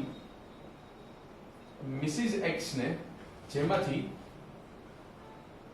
મિસિસ એક્સ ને બેનિફિટ થાય, મતલબ તો કે ઇનડાયરેક્ટલી માની લો કે આને જો ડિબેન્ચર્સ ટ્રાન્સફર કર્યા છે એક્સ છે વાય ને, તો ડિબેન્ચર નું જે ઇન્ટરેસ્ટ છે એ ઇન્ટરેસ્ટ ઇન્કમ એને મિસિસ એક્સ માટે થઈને, વાય ની મિસિસ એક્સ માટે થઈને યુઝ કરી દેવાની, એટલે મિસિસ એક્સ માટે કંઈક પેમેન્ટ કરી દેવાનું. મિસિસ એક્સ ને કોઈ વસ્તુ લેવી હોય તો મિસ્ટર વાય એ ઇન્ટરેસ્ટ ઇન્કમ નું પેમેન્ટ કરી દેવાનું. આવી પહેલેથી પ્રોવિઝન. કેમ આવું કર્યું, આવું કેમ મહેનત કરે છે? બીકોઝ એને ખબર છે કે જો આપણે મિસિસ એક્સ ને ટ્રાન્સફર કરશું તો ક્લબિંગ થઈ જશે, એટલા માટે એ મિસ્ટર વાય ને ટ્રાન્સફર કરે અને એને એમ કે તું ઇન્ટરેસ્ટ ઇન્કમ યુટિલાઇઝ કર for the benefit of my spouse. Again આવો તમે ખેલ કરો તો એ ઇન્ટરેસ્ટ ઇન્કમ જે બેનિફિટ ઓફ સ્પાઉસ યુટિલાઇઝ થઈ, ઇન્ટરેસ્ટ ઇન્કમ મિસ્ટર એક્સ ના હાથમાં જ ક્લબ થઈ જવાની છે. Is it done? યસ. તો read that. The provision of section 64(1)(7) are given below. The provision of 64(1)(7) are given below. Condition 1, the taxpayer is an individual. He or she has transferred an asset. The transfer may be direct, indirect. The asset is transferred to a person or an association of person. It is transferred for the immediate or deferred benefit to his or her spouse. Immediate or deferred benefit मतलब तात्कालिक या तो थोड़ा वक्त रहीने पैसा આપે પણ કઈ વાંધો નહીં. The transfer is without adequate consideration. If the aforesaid conditions are satisfied, then income from such asset to the extent such benefit is to the extent of such benefit, એટલે જેટલું અહીંયા બેનિફિટ આવે એટલું જ is taxable in the hands of taxpayer who has transferred the asset, એટલે કે mister X ના હાથમાં ટેક્સેબલ થઈ જશે.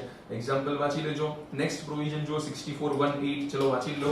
શું કહે છે તો કે અહીંયા મિસ્ટર વાય ને એમ કીધું છે કે મિસિસ એક્સ માટે નહીં, મિસિસ જુનિયર એક્સ માટે યુઝ કરવાનું છે, તો પણ મિસ્ટર એક્સ ના હાથમાં ટેક્સેબલ થવાનું છે. So the taxpayer is an individual. He or she has transferred an asset after May 31, 1973, જે આપણે લોકોએ કંઈ એમાં રિલેટેડ વિચારવાનું નથી. The asset is transferred to any person or an association of person. Transfer may be direct or indirect. The asset is transferred to the immediate or deferred benefit to his or her son's wife.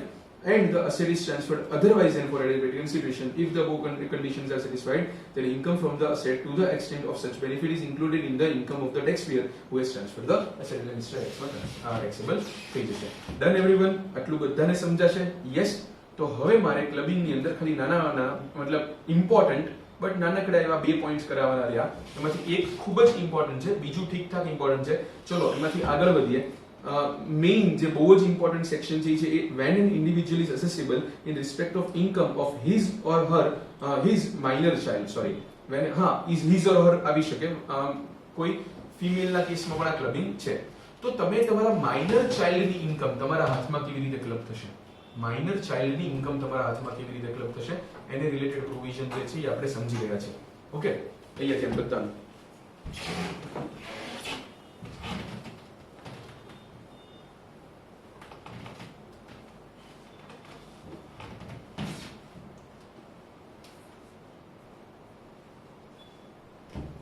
So, friends, Mr. and Mrs. X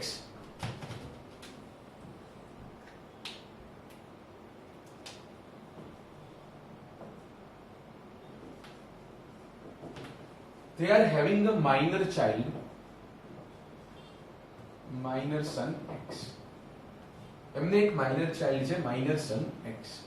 હવે જે સન X જે છે એ લોકોએ નવું planning કર્યું. એમણે એવું વિચાર્યું કે જો આપણા બંનેના હાથમાં આપણે ઇન્કમ ટ્રાન્સફર કરીએ છીએ, મિસ્ટર એક્સ અને મિસિસ એક્સ એવું વિચાર્યું કે જો આપણા બંનેના હાથમાં આપણે ઇન્કમ રાખીએ છીએ તો આપણે ટેક્સ ભરવો પડે છે.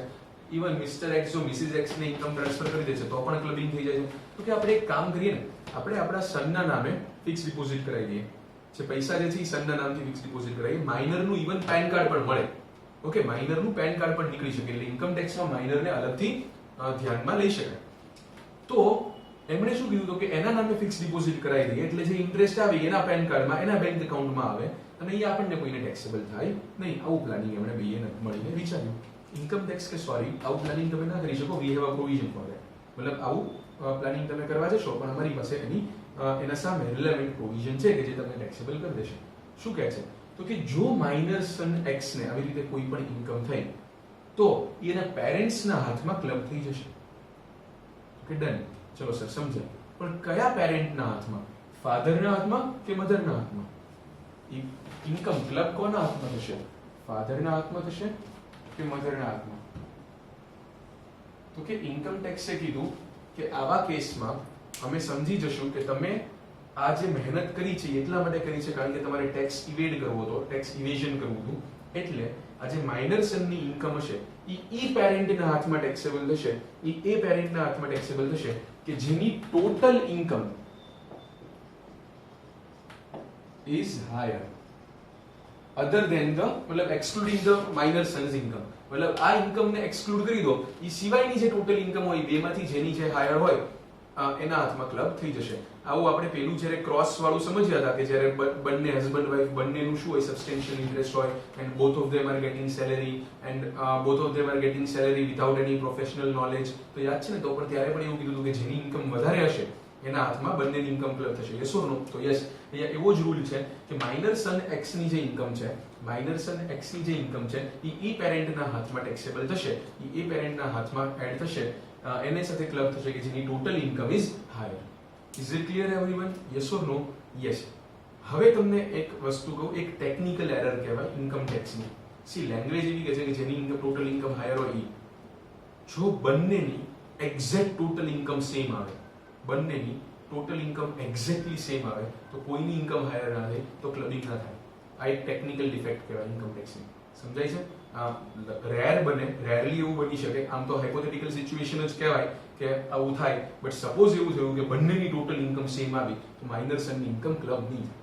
Is it done? તો આવું એક just for the purpose of knowledge sharing I am telling you. Practically આવું આમ તો બની ના શકે કે કોઈ બે પર્સનની income total income exactly ditto બધી રીતે સેમ આવતી હોય.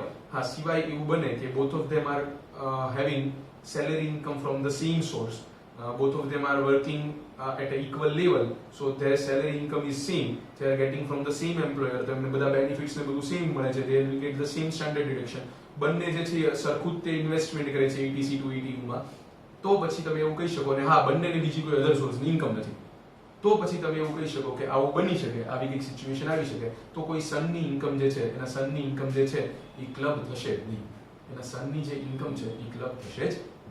આટલું ક્લિયર થાય છે? યસ. પણ આવી જે સિચ્યુએશન છે, again it is hypothetical only, સો બહુ એના રિલેટેડ તમારે લોકોએ ટેક્સ પ્લાનિંગ ને એમાંથી વિચારવાની કંઈ ટ્રાય કરવાની નથી. તમારે ખાલી આ તમારે તમને કહેવું જોઈએ એટલે મેં તમને લોકોને કીધું, because otherwise it is not going to happen practically. Is it done everyone? Yes or no? Yes. તો ચલો બીજું, હવે આના સિવાય આપણે આગળ વધીએ, એ વધશું પોઈન્ટ નંબર 2 ની અંદર. આના સિવાય આગળ વધી વધશું પોઈન્ટ નંબર 2 ની અંદર. ઓકે, હવે માની લો કે એવું થયું છે કે હસબન્ડ અને વાઈફ એ બંને અલગ પડી ગયા છે, છૂટા થઈ ગયા છે, અને માઇનર સન એક્સ જે છે he is living with his father or he is living with his mother. બે છૂટા પડ્યા હોય તો બેમાંથી એકની સાથે એ રહેતું હોય, તો આવા કેસમાં આજે મેં જનરલ રૂલ સમજાવ્યો એ એપ્લિકેબલ નહીં થાય. આવા કેસમાં ઈ પેરેન્ટના હાથમાં એની ઇન્કમ ક્લબ થશે, એ પેરેન્ટના હાથમાં એની ઇન્કમ ક્લબ થશે જેની સાથે ઈ માઇનર સન જે છે એ રહે છે. એટલે જો માઇનર સન રહે છે ફાધરની સાથે તો ફાધરના હાથમાં ક્લબ થશે, જો માઇનર સન એના મધરના સાથે રહે છે તો એના મધરના હાથમાં ઇન્કમ ક્લબ થઈ જશે. આટલું ક્લિયર એવરીવન? બધાને આટલું સમજાશે? Yes or no? યસ. તો આ બીજી વસ્તુ જે છે એ મેં તમને લોકોને કીધું. ઓકે, એ પછી એક પોઈન્ટ જે મારે તમને લોકોને સમજાવવાનો છે એ સમજાવવાનો છે કે ઇન કેસ માઇનર સન જે છે એના પેરેન્ટ્સ અલાઇવ ના હોય, મતલબ એના પેરેન્ટ્સની ડેથ થઈ ગઈ, તો એની જે ઇન્કમ છે એના ગ્રેન્ડ પેરેન્ટ્સ કે એવા કોઈના હાથમાં ક્લબ ના થઈ શકે. જો સપોઝ એવું બન્યું કે માઇનર સનના પેરેન્ટ્સની ડેથ થઈ ગઈ છે, મતલબ માઇનર સનના પેરેન્ટ્સ એક્ઝિસ્ટ નથી કરતા, તો પછી એના ગ્રેન્ડ પેરેન્ટ્સના હાથમાં ઇન્કમ ટેક્સેબલ થાય નહીં. આટલું ક્લિયર બધાને? આટલું સમજાશે? યસ. અને આ સિવાય એક સ્પેશિયલ પોઈન્ટ, આ બધાને ભૂલી જાઓ, જો માઇનર સન એક્સ એને ઇન્કમ અર્ન કરી છે બીકોઝ ઓફ હિઝ સ્કિલ, એને ખુદની સ્કિલથી, ખુદના ટેલેન્ટથી એને ઇન્કમ અર્ન કરી છે, તો કે એ ઇન્કમ ક્યારેય ક્લબ ના થાય, એનામાં ક્લબિંગ પ્રોવિઝન એપ્લિકેબલ નથી. મતલબ તો કે like minor is a good painter, તો એને કંઈક પેઇન્ટિંગ બનાવ્યા અને વેચ્યા તો નહીં ક્લબ થાય. માઇનર જે છે સન પેલો ઇન્ડિયન આઇડલ જુનિયરમાં પાર્ટ લઈ આવ્યો અને ત્યાં જઈને જીતી આવ્યો, કરોડ રૂપિયા મળ્યા, નહીં ક્લબ થાય. બરાબર ને? માઇનર કે કેવી રીતે ગેમ શોઝમાં કે કેબીસી કેમાં પહોંચી ગયો અને ત્યાં જઈને જીતી આવ્યો તો નહીં ક્લબ થાય. Is it clear? બીકોઝ એ માઇનરને કેવી રીતે મળી છે ઇન્કમ? એને મળી છે from his talent, from his skills. તો જો એ વસ્તુ પણ ત્યાં આગળ આપી છે. આ સિવાય એક મારે તમને સમજાવવાનું છે, એ છે એક્ઝમ્પશન. એ મારે સમજાવવાનું છે એક્ઝમ્પશન. એ હમણાં પછી વાત કરું, પહેલા આટલી વસ્તુ બુકમાં ક્યાં આપી છે એ સમજી લઈએ. તમે લોકો આવી જાઓ પેજ નંબર 397, પેરા નંબર 127 પર. 127.1 clubbing in the hands of father or mother A point જે છે એમાં આપ્યું છે. તો એમ કીધું છે પહેલા કે whose total income excluding income tax includable under section 64(1)A is greater. તો કહેવાનો મતલબ એ કે જેની ઇન્કમ હાયર હોય એક્સક્લુડિંગ ધીસ માઇનર્સ ઇન્કમ, એના હાથમાં ક્લબ થશે. Yes or no? ઓકે. એ પછી તમે જુઓ તો એમાં નીચે એક પોઈન્ટ એવો આપ્યો છે, the following point should be noted. એમાં જે પોઈન્ટ નંબર 1 છે ને, પોઈન્ટ નંબર 1 એ ધ્યાન રાખવા જેવું છે. એમાં એવું તમને કીધું છે, એમાં તમને એવું કીધું છે કે જો એક વખત ફાધરના હાથમાં ક્લબ કરી દીધી તો પછી ઓલવેઝ એ ફાધરના હાથમાં જ ક્લબ થશે. પછી માની લો સબસિક્વન્ટ યરમાં મધરની ઇન્કમ હાયર થઈ ગઈ તો પણ એ ફાધરના હાથમાં ક્લબિંગ થયેલું રહેશે. પણ હા, આ જ પોઈન્ટ આવ્યો હતો જ્યારે મેં તમને લોકોને સમજાવ્યું હતું પેલું ક્રોસ હોલ્ડિંગ, જ્યારે બંનેનું હોલ્ડિંગ હોય, husband wife, both of them are getting remuneration and all. So જો એ લોકોએ ટેમ્પરરી એવું કંઈક કર્યું છે સેટલમેન્ટ કે વાઇફના હાથમાં ક્લબ થઈ જાય એટલા માટે એક વર્ષ મધરની ઇન્કમ વધારે બતાવી દીધી હોય અને ત્યારે ક્લબ કરી દીધી હોય, નેક્સ્ટ યરથી પછી ખબર પડે કે ફાધરની ઇન્કમ જ વધે છે. So income tax officer can change that, પણ subject to he gives the opportunity of being heard to the other party. એ opportunity of being heard આપીને એ ચેન્જ કરવું હોય તો એ કરી શકે, પણ એ સિવાય નોર્મલી ઇન્કમ ટેક્સ ઓફિસર આવું ચેન્જ ના કરી શકે. એક યરમાં જેના હાથમાં ક્લબ થયો હોય બીજા યરમાં એના હાથમાં જે ઇન્કમ ક્લબ થશે. Is it done? Okay. Point number 2 એ પહેલું મેં કીધું છે મેરેજ ડઝ નોટ સબસિસ્ટ વાળું, જે મેં તમને કીધું તો કે જેની સાથે રહેતું એ. પોઈન્ટ નંબર 3 તો કે in case both of the parents of minor are not alive તો પછી કોઈના હાથમાં ક્લબ નહીં થાય. અને when clubbing is not attracted તો એની અંદર તમને લખ્યું છે in the cases 127.2 when clubbing is not attracted એવું તમને મળ્યું. તો in the cases given below clubbing provision of 64(1)A are not applicable. તો એમાં પહેલું લખ્યું છે income of minor child suffering from any disability of the nature specified under section 80U is not subject to clubbing provision given above. A 80U વાળું જે child હોય એ disabled હોય, આમ જેને ડિફરન્ટલી એબલ્ડ એવું કંઈક કહેવાય, તો એને ડિસેબિલિટી હોય ને એને કંઈક ઇન્કમ થાય, ક્લબિંગ નહીં થાય. Number 2 income of minor child on account of any manual work, મતલબ તો કે માઇનરે ખુદ કામ કર્યું છે, માઇનરે ખુદ કઈક જગ્યાએ મહેનત કરી છે, જનરલી લાઈક એને કોઈ જગ્યાએ જોબ કરી હોય કે એવું કંઈ હોય, ક્લબિંગ નહીં થાય. અને number 3 income of minor child on account of activity ઇન્વોલ્વિંગ application of his skill, talent or specialized knowledge and experience, તો એવી ઇન્કમ પર ક્લબ નહીં થાય. તો એની જે નોલેજ સ્કિલથી આવી છે યા તો એના મેન્યુઅલ વર્કથી જે ઇન્કમ આવી છે એ ક્લબ ના થાય. કહેવાનો મતલબ એમ છે કે ઇન્કમ ટેક્સ એવું નથી કહેતું કે ગમે તે કરીને ચલો પેરેન્ટની ઇન્કમ વધારી દો, પેરેન્ટને ટેક્સેબલ કરી દો, પણ ઇન્કમ ટેક્સનો પર્પઝ એ છે કે જો ખોટું કરે છે, મતલબ માઇનરના નામે આવી રીતે પૈસા રોકીને ઇન્ટરેસ્ટ ઇન્કમ માઇનરના હાથમાં ટેક્સેબલ કરાવવાની ટ્રાય કરતા હોઈએ તો અમે લોકો મતલબ આવા જ કેસીસની અંદર શું કરવાના છે, જે અહીંયા તમને આપ્યું છે પોઈન્ટ નંબર 3, મતલબ 1 2 3 તમે જો એનાલાઇઝ કરો તો તમને ખબર પડી જવી જોઈએ કે ખોટું કરવાનો તમારો ઈરાદો છે ને તો જ તે પેરેન્ટના હાથમાં ક્લબ થવાનું છે. મતલબ માઇનરની ખુદની જો ઇન્કમ હશે તો એ આમ જુઓ તો ક્લબ થવાની નથી. Is it done? આટલું તમને લોકોને સમજાશે બધાને? Yes or no? Yes. So that is what is given over there. હવે એક આપ્યું છે એક્ઝમ્પશન અંડર સેક્શન 1032. બહુ મહાન એક્ઝમ્પશન આપી દીધું, એવી રીતે તમને પાછી એક પ્રોવિઝન આપી છે. જો શું છે ખબર છે એક્ઝમ્પશન એકચ્યુઅલી? માની લો કે આ માઇનર સનની ઇન્કમ એના ફાધર એક્સ ના હાથમાં ટેક્સેબલ થાય છે, ઓકે, ક્લબિંગ થવાનું છે, તો એ એમ કે છે કે એમાંથી એની જે તમે ઇન્કમ ક્લબ કરશો ને એમાંથી અમે ફાધરને એક્ઝમ્પશન આપીશું of 1500 rupees.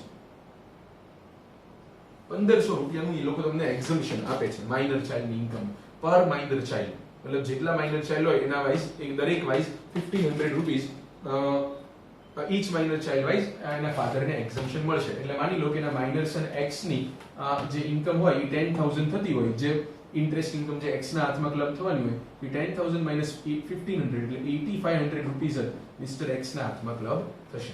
Clear or not? આવું આવડે? યસ. પછી પાછા એમ કે છે નીચે કે જો ઇન્કમ મળતી હોય એ લેસ ધેન 1500 હોય તો અમે એક્ઝમ્પશન એ લેસ ધેન 1500 જ આપશું, એટલે ઇન્કમ કરતા એક્ઝમ્પશન વધે નહીં કે અમને ખબર જ છે. સો માની લો ઇન્કમ જ 1400 છે તો પછી એક્ઝમ્પશન 1400 જ હોય. 1500 એટલે નેગેટિવ એક્ઝમ્પશન તો પોસિબલ જ, મતલબ નેગેટિવ ઇન્કમ તો પોસિબલ જ નથી. સો નેગેટિવ આવી રીતે આવા સેન્સમાં નેગેટિવ જઈ નહીં શકે. So exemption can not exceed the income.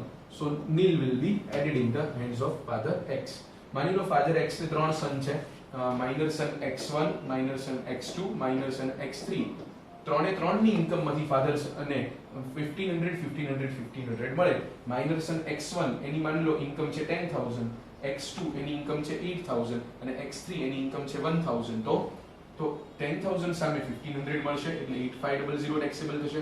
8000 સામે 1500 મળશે એટલે 6500 ટેક્સેબલ થશે. પણ 1000 ની સામે ખાલી 1000 જ મળી શકે કારણ કે ઈ લેસ ધેન 1500 છે, તો એ નિલ ટેક્સેબલ થશે. તમે એમ ના કહી શકો કે અહીંયા 500 ની લિમિટ બચી છે તો એ બીજા બાળકમાં વાપરી લો. આ કઈ ફૂડ નથી તો એક બાળકે બચાવ્યું તો તમે બીજા બાળકને આપી દો. આ એક એક્ઝમ્પશન છે. તો તમે આવી રીતે ઇન્કમ ટેક્સની પ્રોવિઝન છે આવા લાભ નહીં ઉઠાવવાના. સો પર્સનલ તમારી મેટર્સ હોય એની અંદર ઇન્વોલ્વ નહીં કરવાની. પર્સનલ લાઈફને, પર્સનલ વસ્તુને અને ઇન્કમ ટેક્સની આવી પ્રોવિઝન એવા બધા લેવા દેવા કઈ નથી. સો કહેવાનો મતલબ અહીંયા 1500 બચે છે એક્ઝમ્પશન, બીજામાં શેર નહીં થાય છે.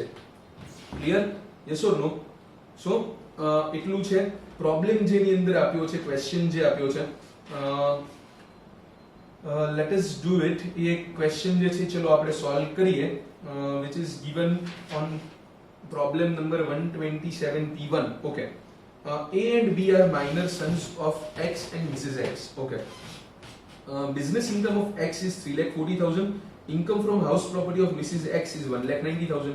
okay, income of A and B from stage acting is 60,000 and 70,000. હવે stage acting ઈ તો કઈ પેરેન્ટ્સ ની ઇન્કમ થોડી કહેવાય, નહીં તો ઈ ક્લબ ના થાય. Okay, besides interest on company deposits of A and B, deposit was made out of income from acting is 30,000 and 1,000.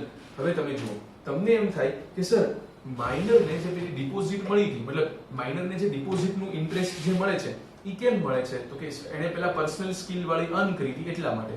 તો સર એક્ચ્યુઅલી ઈ તો માઇનર ની જ ઇન્કમ થાય, ઈ ક્લબ ના થવી જોઈએ.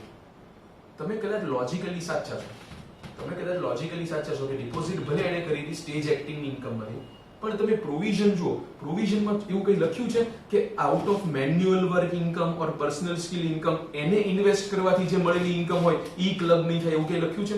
નથી લખ્યું. સો એવું નથી લખ્યું એટલે ભલે આમ જુઓ તો ઈ માઇનરના જ સેવિંગ્સ છે, એના પરનું જ ઇન્ટરેસ્ટ છે, પણ ક્લબ થઈ જશે જેની ઇન્કમ હાયર હશે. Clear or not? Yes? Okay. તો કંપની ડિપોઝિટ વાળું A અને B ની જે છે ઈ છે 30,000 and 1,000. A and B have received the following birthday gifts, okay, on May 20, 2019.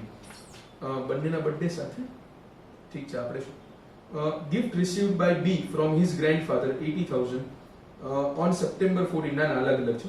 May 20 A B ને મળ્યું છે ગ્રેન્ડફાધર પાસેથી 80,000 and September 14, 2019 gift received by A 60,000 from X's friends and 35,000 from a relative. So find out the income of X, A and B for the assessment year 2020-21. તમને જો એને hint આપી દીધી છે. તમે X ની ઇન્કમ જુઓ, X ની બિઝનેસ ઇન્કમ 340 છે અને મિસિસ X ની હાઉસ પ્રોપર્ટીની ઇન્કમ કેટલી છે? 190. તો બંનેમાંથી કોની ઇન્કમ વધારે છે? X ની. તો જે ક્લબિંગ કરવાનું છે એ કોના હાથમાં કરવાનું છે? X ના હાથમાં. Yes or no? Yes. Okay, હવે જો ધ્યાનથી સમજો.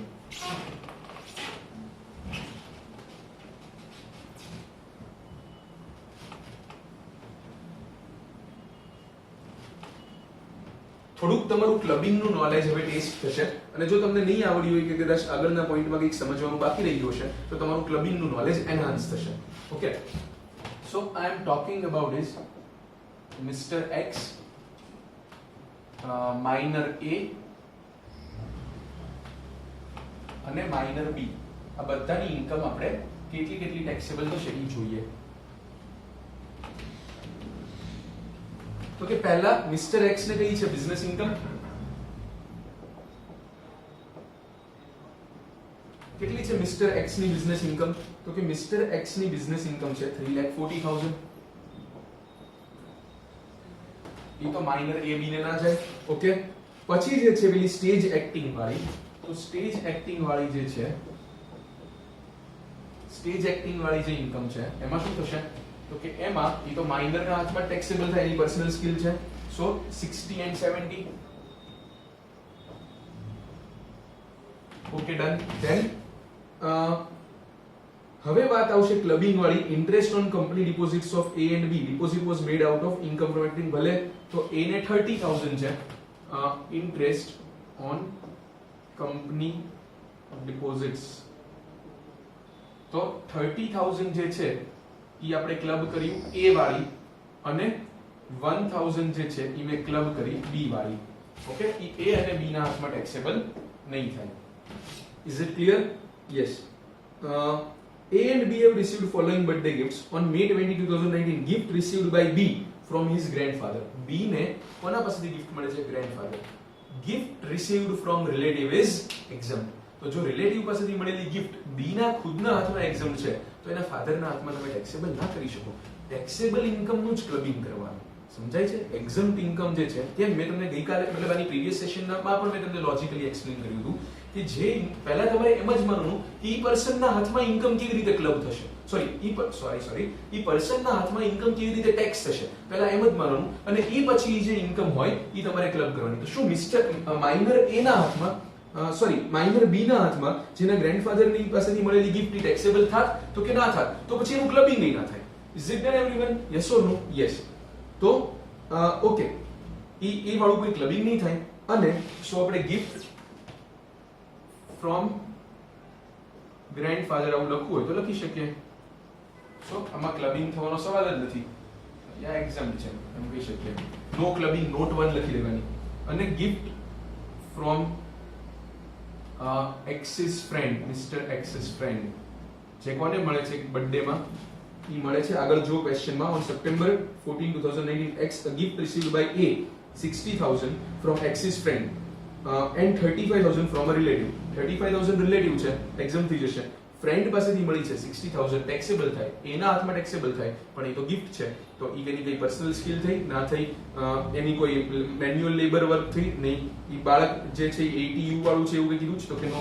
સો ઈ 60,000 ઈ સીધા ટેક્સેબલ થઈ જશે કોના હાથમાં? મિસ્ટર એક્સ ના હાથમાં. તો એ 60,000 લઈ લો અને બ્રેકેટમાં લખી નાખો A. કેમ હું બ્રેકેટમાં A લખું છું હવે તમને ખબર પડશે, બીકોઝ આપણને ખબર છે કે પર ચાઇલ્ડ 1500 નું એક્ઝમ્પશન મળે. યસ ઓર નો? સો આમાંથી લેસ કરો એક્ઝમ્પ્ટ, તો A માટે એક્ઝમ્પ્ટ થશે કેટલું? તો 60 + 30 90 છે, 90 માંથી 1500 એક્ઝમ્પ્ટ થઈ જશે. અને B માટે કેટલું એક્ઝમ્પ્ટ થાય? તો કે B ની તો 1000 જ ક્લબ થઈ છે, સો B માંથી 1000 એક્ઝમ્પ્ટ થશે. સો ultimately this will be the final answer. 340 plus 30, 370 plus 16. Let me use the calculator.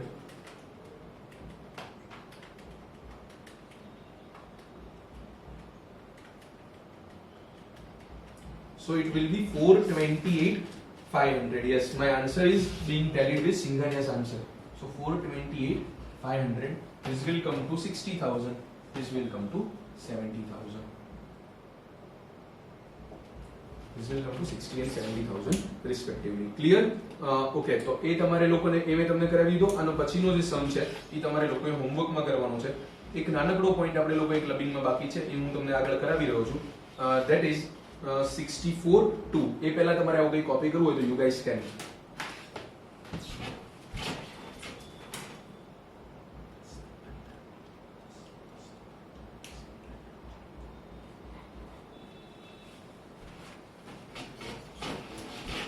Okay.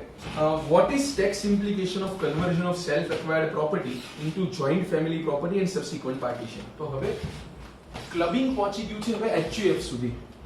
Chapter પૂરું થવા આવ્યું ત્યારે HUF સુધી અડી ગયું. Let us see શું આવે છે એમાં.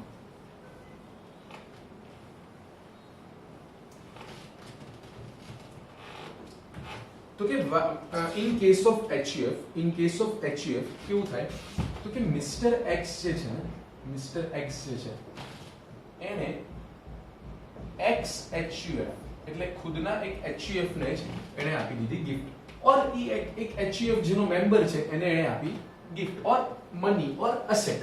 ઓકે, તો ઈ જે HUF જે છે એને જે ઇન્કમ થશે એમાંથી પ્રોપોર્શનેટલી જે એસેટ મિસ્ટર એક્સે આપી છે ઈ ઇન્કમ કોના હાથમાં આવી જશે? ઈ એક્સ ના હાથમાં ક્લબ થઈ જશે. કહેવાનો મતલબ સિમ્પલ છે. યસ. આવું ક્યારે થશે? તો કે આવું થશે બિફોર પાર્ટીશન. બિફોર પાર્ટીશન એટલે તો કે HUF હજી છૂટું નથી પડ્યું. સમજો, છૂટું પડ્યું નથી. જો HUF છૂટું પડી જાય તો કે HUF છૂટું પડી જાય તો જે એક્સે HUF ને આપેલી અસેટ જે છે ઈ અસેટ્સ ઈ પણ એના પણ ભાગ પાડે. ઈ જે HUF ના જેટલા મેમ્બર્સ છે ઈ બધા વચ્ચે એસેટ વેચાઈ જશે. સમજાય? તો શું થાય ઈ હમણાં 2 મિનિટ રહીને સમજાવું. પહેલા આપણે પાર્ટીશન પહેલા શું થાય ઈ સમજીએ છીએ. Okay, The following transactions are covered by section 64 subsection 2. આ 64 2 છે. 64 1 હતું ઇન્ડિવિડ્યુઅલ ના કેસનું ક્લબિંગ હતું. આ 64 2 જે છે એ HUF ના કેસનું ક્લબિંગ છે. ઓકે. એમ કે છે case 1 where an individual being a member of HUF converts after December 1 1969. ઠીક છે, ડેટ ભૂલી જાઓ. આ કેસમાં અગેન ડેટ નું કોઈ કામ નથી, લાંબુ ચાલવાનું છે એવું બધું તો. Okay. So where an individual converts his self acquired property into a property belonging to the family. It is done by impressing such property with the character of joint family property or throwing such property into the common stock of the family. So when such individual transfers his self acquired property directly or indirectly to the family, otherwise then for adequate consideration. એટલે બે વસ્તુ, કાં તો એ સીધું પોતાની asset HUF ની asset તરીકે બતાવે છે અને HUF ને આપી દે છે, યા તો પછી HUF રનિંગ જ છે અને પોતાની એસેટ એ અધરવાઇઝ તેનું એડેક્વેટ કન્સિડરેશન આપે છે. તો એમ કે છે ક્લબિંગ બિફોર પાર્ટીશન. જો બાજુના પેજમાં રીડ કરો, સમજાવો કેસ 1 કેસ 2 કેવી રીતે ડિફર કરે છે એકબીજાથી. કેસ 1 શું કહે છે? કેસ 1 એવું કહે છે કે ઇન્ડિવિડ્યુઅલે પોતાની એસેટ જે છે એ HUF ને આપી છે, લાઈક કેમ પાર્ટનરશિપમાં કેપિટલ ઇન્ટ્રોડ્યુસ કરતા હોય એના જેવી, કે HUF ના સ્ટાર્ટિંગના ટાઈમે. કેસ 2 જે છે, કેસ 2 ઈ શું છે તો કે કેસ 2 માં એણે એના HUF ને આપી છે for consideration but which is not adequate. So આ બંને કેસની અંદર X ના હાથમાં ક્લબિંગ થઈ જવાનું છે. બંને કેસની અંદર X ના હાથમાં ક્લબિંગ થઈ જવાનું છે. So clubbing before partition, income from the converted property or property transferred for less than adequate consideration is charged to the tax in the hands of transferor. Okay, less than for adequate consideration હોય તો proportionate, પણ કોના હેન્ડ્સમાં? ટ્રાન્સફરના હેન્ડ્સમાં taxable થશે. સમજો friends, આ provision જે છે ને, આ પ્રોવિઝન એ બહુ બધા સીએ પણ સમજવાની જરૂર છે ધ્યાનથી. કેમ ખબર છે? લોકો HUF ને ટેક્સ પ્લાનિંગ નું એવું ટૂલ માની લીધું છે ને કે HUF ને તો ચલો સેપરેટલી 2,50,000 ની લિમિટ મળવાની જ છે ને, તો આપણે લોકો એક કામ કરીએ, આપણે એક HUF બનાવી નાખીએ અને HUF ની અંદર બધી આપણી જે એસેટ જે છે અમુક જે લાઈક ફિક્સ ડિપોઝિટ્સ ની બધું હોય ને એ HUF ના અંદર ટ્રાન્સફર કરી દેશું. એટલે પછી જે HUF ની ઇન્કમ થાય તો HUF ને 2,50,000 સુધી નીલ થાય, એના પર HUF ને તો ટેક્સ કઈ ભરવો ના પડે. સો આપણી ટેક્સમાંથી બચી ગયા.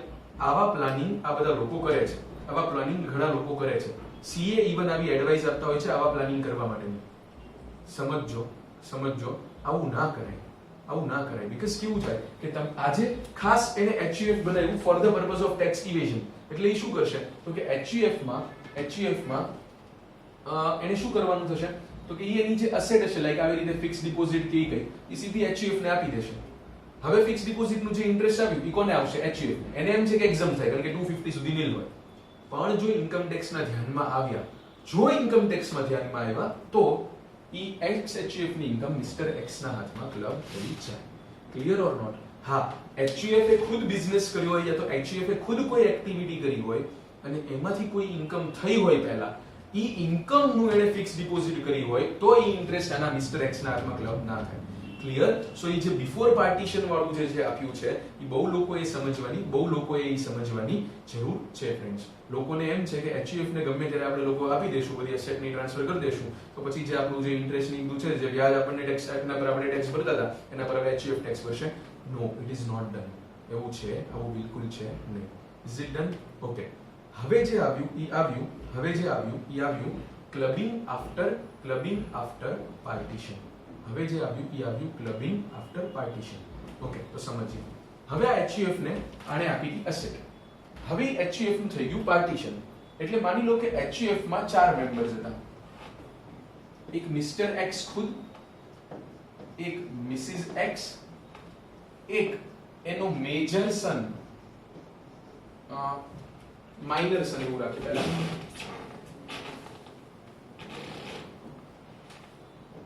માઇનર સન X અને એક છે માઇનર સન X2 એવું રાખવું છે. ઠીક છે. એક છે મેજર સન X whatever X1 છે રાખો. સો હવે જે એસેટ છે 4 લોકો પાસે ડિવાઈડ થઈ જશે.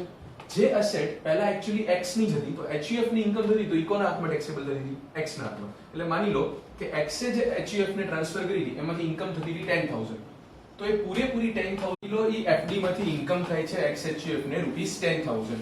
સો ઈ 10,000 ની ઇન્કમ પહેલા જે થતી હતી તો શું થતું હતું? ઈ ક્લબ થઈ જતી હતી મિસ્ટર X ને પણ હવે શું થશે, હવે 10,000 ની ઇન્કમ 4 પાર્ટમાં ડિવાઈડ થશે, કારણ કે FD છે એ એક્ચ્યુઅલી એના 4 પાર્ટ પડી ગયા છે. તો મિસ્ટર એક્સ ને મળશે 2500, મિસિસ એક્સ ને મળશે 2500, માઇનર સન એક્સ ને મળે 2500 અને મેજર સન એક્સ ને મળે 2500. હવે આપણે લોકો શું સમજ્યા હતા, તો કે આપણે એમ સમજ્યા હતા કે આ તો ઇનડાયરેક્ટલી શું કહેવાશે, એમ કહેવાશે કે મિસ્ટર એક્સ એ મિસિસ એક્સ ને ટ્રાન્સફર કરી દીધી હશે. તો જો સ્પાઉસ ને ટ્રાન્સફર કરો છો તો ઈ તો ઇન્કમ કોના હાથમાં ક્લબ થઈ જાય છે, ઈ તો ઇન્કમ ક્લબ થઈ જાય છે ટ્રાન્સફરર ના હાથમાં. તો આ મિસિસ એક્સ ના હાથમાં કોઈ ટેક્સેબલ થવાનું નથી, એની ઇન્કમ ક્લબ થઈ જશે મિસ્ટર એક્સ ના હાથમાં. ઇવન માઇનર સન વાળી જે ઇન્કમ હોય, માઇનર સન વાળી ઇન્કમ હોય, ઈ પણ શું થઈ જાય છે, ઈ ક્લબ થઈ જાય છે ઈ પેરેન્ટ ના હાથમાં કે જેની ઇન્કમ હાયર હોય. Assuming in this question mister X is income, other income is higher before considering this 2500, then mrs X. જો મિસિસ એક્સ ની હાયર હોય તો મિસિસ એક્સ ના હાથમાં થઈ જશે, ઈ ક્લબ થઈ જશે. બટ આપણે એમ જ માનીએ કે મિસ્ટર એક્સ ના ઇન્કમ, મિસ્ટર એક્સ ની ઇન્કમ હાયર છે તો ઈ મિસ્ટર એક્સ ના હાથમાં ક્લબ થાય. પણ મિસ્ટર એક્સ ના હાથમાં ક્લબિંગમાં 2500 માઈનસ શું થઈ જશે, તો કે સર 1500 નું એક શું મળે, 1500 નું એક મળે એક્ઝમ્પશન. સો ઈ એક્ઝમ્પશન અહીંયા મળશે, પર ચાઇલ્ડ જે ઈચ ચાઇલ્ડ મળે છે ઈ તો 1000 ટેક્સેબલ થશે. પણ મેં તમને મેજર સન ના કેસમાં એવું સમજાવ્યું કે મેજર સન નું ક્લબિંગ થાય, answer is no. So major son ની કોઈ ઇન્કમ ક્લબ થશે નહીં. તો અલ્ટિમેટલી 6000 જે છે મિસ્ટર એક્સ ના હાથમાં અને 2500 થી મેજર સન x1 ના હાથમાં ટેક્સેબલ થશે, આના હાથમાં ક્લબિંગ થઈ જશે. સમજો તમને એમ થાય કે લે સર તો અહીંયા ફાયદો થઈ ગયો ને કે મેજર સન ને એને ઇન્કમ આપી દીધી, મેજર સન ને એને ઇન્કમ થોડી ટ્રાન્સફર કરી દીધી એટલે ઇન્કમ પર ટેક્સ ઓછો થઈ ગયો. અરે યાર મેજર સન ને એમ પણ એને જો FD ટ્રાન્સફર કરી દીધી હોત ને મેજર સન ને ઇન્ટરેસ્ટ એનું ટેક્સેબલ કરવા દીધું હોત તો મેજર સન ને ટેક્સેબલ થાય. મતલબ મેજર સન ને એને FD જો પહેલેથી ટ્રાન્સફર કરી દીધી હોત, આવું કે HUF કઈ બનાવ્યા વગર, તો પણ મેજર સન ને ટેક્સેબલ થાય. કારણ કે આપણે કોઈ પણ ક્લબિંગ ની પ્રોવિઝનમાં એવું નથી ભણ્યા કે જો કોઈ ઇન્ડિવિડ્યુઅલ પોતાના મેજર સન ને કોઈ વસ્તુ ટ્રાન્સફર કરે તો એ ઇન્ડિવિડ્યુઅલ ના હાથમાં ક્લબ થઈ જાય. નો, સો એ તો ક્લબિંગ થતું નથી. સો આ જે છે એઝ ઇટ ઇઝ છે. સમજાણું બધાને કેવી રીતે પાર્ટ પડ્યા, 10000 ના 4 પાર્ટ પડ્યા, પણ મિસિસ એક્સ અને માઇનર સન વાળી ઇન્કમ મિસ્ટર એક્સ ના હાથમાં ક્લબ થઈ ગઈ. મેજર સન વાળી ઇન્કમ પર એ મેજર સન ખુદ જ ટેક્સ ભરશે જો એને ટેક્સેબલ ઇન્કમ થતી હોય તો. Is it clear everyone? Yes. તો આવી રીતનું જે છે એ પ્રોવિઝન્સ છે. આ જ વસ્તુ આપી છે તમને મોડ્યુલ સિંઘાનિયાની અંદર, તો you can read it over there. Clubbing after partition, તો એમાં લખ્યું છે if the property converted or transferred by an individual is subsequently transferred amongst the member of the family, then the income derived from such converted property as is received by the spouse of the transferor will be included in the income of the transferor. તો એ spouse વાળી એમ કે છે include થઈ જશે. આપણને ખબર છે minor વાળી પણ ઇન્ક્લુડ થઈ જ જાય. સો એ પણ છે. નીચે જુઓ તમે જે સમ એને એક ગણીને આપ્યો છે, એક પ્રોવિઝન એને જે કેલ્ક્યુલેટ કરીને આપી છે, એ પ્રોવિઝન ની અંદર પણ આવું જ કંઈક છે કે એને એક્સ વાળી મિસિસ એક્સ વાળી ઇન્કમ બંને એક્સ માં લીધી છે, માઇનર સન વાળી એક્સ માં લઈને પણ એને 1500 નું એક્ઝમ્પશન આપ્યું છે. એમાંથી 60000 ની ઇન્કમ છે, એના 4 પાર્ટ્સ થયા છે 15 15 15 15, જેમાંથી મેજર સન ને 15 ટેક્સેબલ થાય છે, બાકી 15 પ્લસ 15 અને પ્લસ 15 માઇનસ 1500 એટલે 13500, એમ કરીને 43500 જે છે ઈ જે છે 43500 ઇકોનામાં x માં ટેક્સેબલ કર્યા છે અને 15000 મેજર સન y માં ટેક્સેબલ કર્યા છે. સો અલ્ટિમેટલી 1500 નો એક બેનિફિટ આમાંથી મળ્યો, કારણ કે માઇનર સન ના ક્લબિંગ વખતે મળે છે, ઈ વાળો બેનિફિટ મળ્યો. Otherwise this is what it is. જો આ પાર્ટીશન પહેલા હોત તો પૂરેપૂરી 60000 જે છે ઈ મિસ્ટર એક્સ ના હાથમાં ટેક્સેબલ થઈ ગઈ હોત. Is it done everyone? Yes or no? Yes. તો આની સાથે આપણે ક્લબિંગ ની બધી પ્રોવિઝન પૂરી થઈ છે, પણ તોય એને નીચે હજી એક બે પોઈન્ટ્સ આપ્યા છે, અધર પોઈન્ટ્સ કે જેની આપણે લોકોએ ડિસ્કશન કરી લેવી જોઈએ આવી રીતે જે આપ્યું છે તો સાથે. એટલે ક્લબિંગ ચેપ્ટર આપણે અહીંયા ફિનિશ ડિક્લેર કરી શકીએ. So એમ કે છે one should also keep in the view the following points: income from accretion of the property transferred or accumulated income of such property whether included in the hands of transferor. મતલબ જે property transfer કરી છે એમાં એક્રીશન થયું તો શું એ ટ્રાન્સફરર ના હાથમાં ઇન્ક્લુડ થશે. તો ગઈકાલે પણ મેં તમને સમજાવ્યું હતું, જ્યારે સ્પાઉસ ના હાથમાં ટ્રાન્સફર કરે છે ને એમાંથી એક્રીશન થાય તો આપણે એમ સમજીએ હતા કે ઇન્ક્લુડ નથી થતું. સો માની લો કે તમે સ્પાઉસ ને કે સન વાઇફ ઓફ ધ સન ને તમે લોકોએ ગિફ્ટ કરી છે કે કોઈ પણ રીતે, મતલબ તમે કોઈને બીજાને ટ્રાન્સફર કરી છે અસેટ કે જેમાંથી એને જે અસેટ એની પાસે પહોંચી. આપણે સ્પાઉસ વાળું જ એક્ઝામ્પલ અત્યારે કન્ટિન્યુ કરીએ તો સ્પાઉસ વાળી જે અસેટ જે છે એમાં એને એક્રીશન થયું. લાઈક મેં તમને આને પહેલાના સેશનમાં એક્ઝામ્પલ આપ્યું હતું કે એને આપણે ફોરેન શેર્સ ટ્રાન્સફર કર્યા હોય જેનું ડિવિડન્ડ ઇન્ડિવિડ્યુઅલના હાથમાં ટેક્સેબલ હોય. હવે ફોરેન શેર્સમાં બોનસ શેર ફોરેન કંપની આપ્યા તો સ્પાઉસના હાથમાં એ શેર્સની ઉપર એને બીજા બોનસ શેર મળ્યા. તો ટ્રાન્સફરર છે એના હાથમાં કઈ ડિવિડન્ડ ટેક્સેબલ થાય? તો કે ટ્રાન્સફરરના હાથમાં ખાલી ને ખાલી જે ઓરિજિનલ શેર્સ વાળું ડિવિડન્ડ હોય એ જ ક્લબ થાય, જે બોનસ શેરનું ડિવિડન્ડ છે એ તો સ્પાઉસને ટેક્સેબલ થાય. Is it done? તો ઈ ત્યાં આગળ તમને લોકોને આપેલું છે. હાવેવર નોટ ઇન્ક્લુડેડ, ઈ તમે લોકો પોઈન્ટ ઈ રીડ કરજો. In the aforesaid cases, income arising to the transferee from the property transferred is taxable in the hands of transferor. Income arising to the transferee from the accretion of such property or from accumulated income of such property is however not includable in the total income of the transferor. આટલું clear? તો તમને લોકોને એટલું આપ્યું છે, એ provision પણ done. અને નીચે તમને લોકોને આપ્યું છે કેન નેગેટિવ ઇન્કમ બી ક્લબ્ડ. મતલબ એ કહેવા એમ માંગે છે કે જો કોઈ લોસ થયો હોય, કોઈ ઇન્કમ મતલબ કોઈ પ્રોપર્ટી ટ્રાન્સફર કરી અને પ્રોપર્ટીમાંથી લોસ થયો હોય તો શું એ ક્લબ થશે? તો કે answer is yes, because clubbing જે થાય છે એ ઇન્કમનું છે અને income includes losses whenever the whatever the provision of income tax acts are concerned. સો જેમ ઇન્કમનું ક્લબિંગ થાય છે એમ ફ્રેન્ડ્સ જે લોસીસ હશે એનું પણ ક્લબિંગ થશે. ઈ ત્યાં આગળ તમને આપ્યું છે વિથ પ્રોવિઝન ઇલસ્ટ્રેટેડ. તમને લોકોને એડવાઇસ છે કે તમારે લોકોએ રીડ કરી લેવું જોઈએ. ઓકે, ઈ પછી જે આપ્યું છે ઈ છે recovery of tax, section number 65 એવું કંઈક તમને લોકોને કીધું છે. સો એ સેક્શન નંબર 65 શું છે તો એ આપણે લોકો ચલો રીડ કરીએ એક વખત. અમે તમને સમજાવ્યું છે in between the clubbing provision, પણ તો પણ એક વખત ખાલી વચ્ચે જોઈ લઈએ આપણે થિયરી શું છે. ઓકે, સો સેક્શન 65 રિકવરી એમ કે છે, સેક્શન 65 રિકવરી ઓફ ટેક્સ એમ કે છે the અસેસિંગ officer has the power for the recovery of the tax from the person to whom the income is actually accrued if the assessing officer so desires. મતલબ માની લો કે અસેસિંગ ઓફિસરને એમ થાય છે કે મારે સ્પાઉસ હસબન્ડ જેના હાથમાં ક્લબ થાય છે એની પાસે નહીં, જે સ્પાઉસ જેને ઇન્કમ થઈ છે એની પાસેની જ રિકવરી કરવી છે. Assessing officer can. અને નંબર 4 જે મેં ઈ તમને કીધું છે 129.4 head of income under which the clubbed income will be included. મતલબ તો કે માની લો કે હસબન્ડે વાઈફને મિસ્ટર એક્સ છે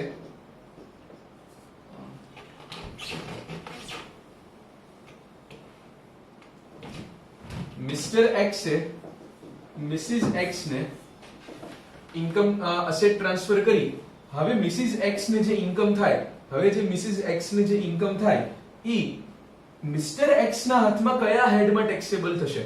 તો કે તમારે એમ જ વિચારવાનું છે કે મિસિસ એક્સ ને ઇન્કમ થતી હોત તો કયા હેડમાં જાત? તો કે મિસિસ એક્સ ને સર માની લો કે એફડી નું ઇન્ટરેસ્ટ હોય, તો ઈ જાય ઇન્કમ ફ્રોમ અધર સોર્સિસ માં. તો યસ, ઈ મિસ્ટર એક્સ માં પણ ઇન્કમ ફ્રોમ અધર સોર્સિસ માં તે ફ્રેન્ડ્સ ટેક્સેબલ થશે. આટલું ક્લિયર? સો આવી રીતનો રૂલ છે, જે હેડમાં ઇન શોર્ટ મિસિસ એક્સ ને જાય છે એ જ હેડમાં મિસ્ટર એક્સ ને ટેક્સેબલ થશે.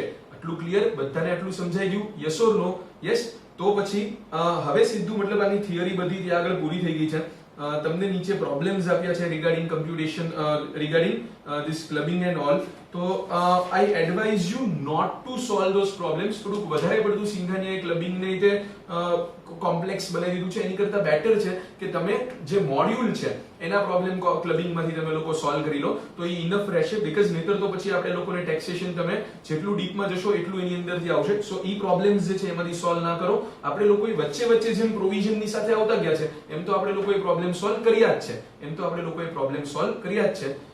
So I advise you to solve the module of clubbing. જે મોડ્યુલમાં અંદર જે આપ્યું હોય એ બધા પ્રોવિઝન્સ એ ક્વેશ્ચન સોલ્વ કરી નાખો. સો ક્લબિંગ ડન ગણાશે. યસ, તમને લોકોને કોઈ ડાઉટ્સ હોય આના રિલેટેડ તો you guys can ask me.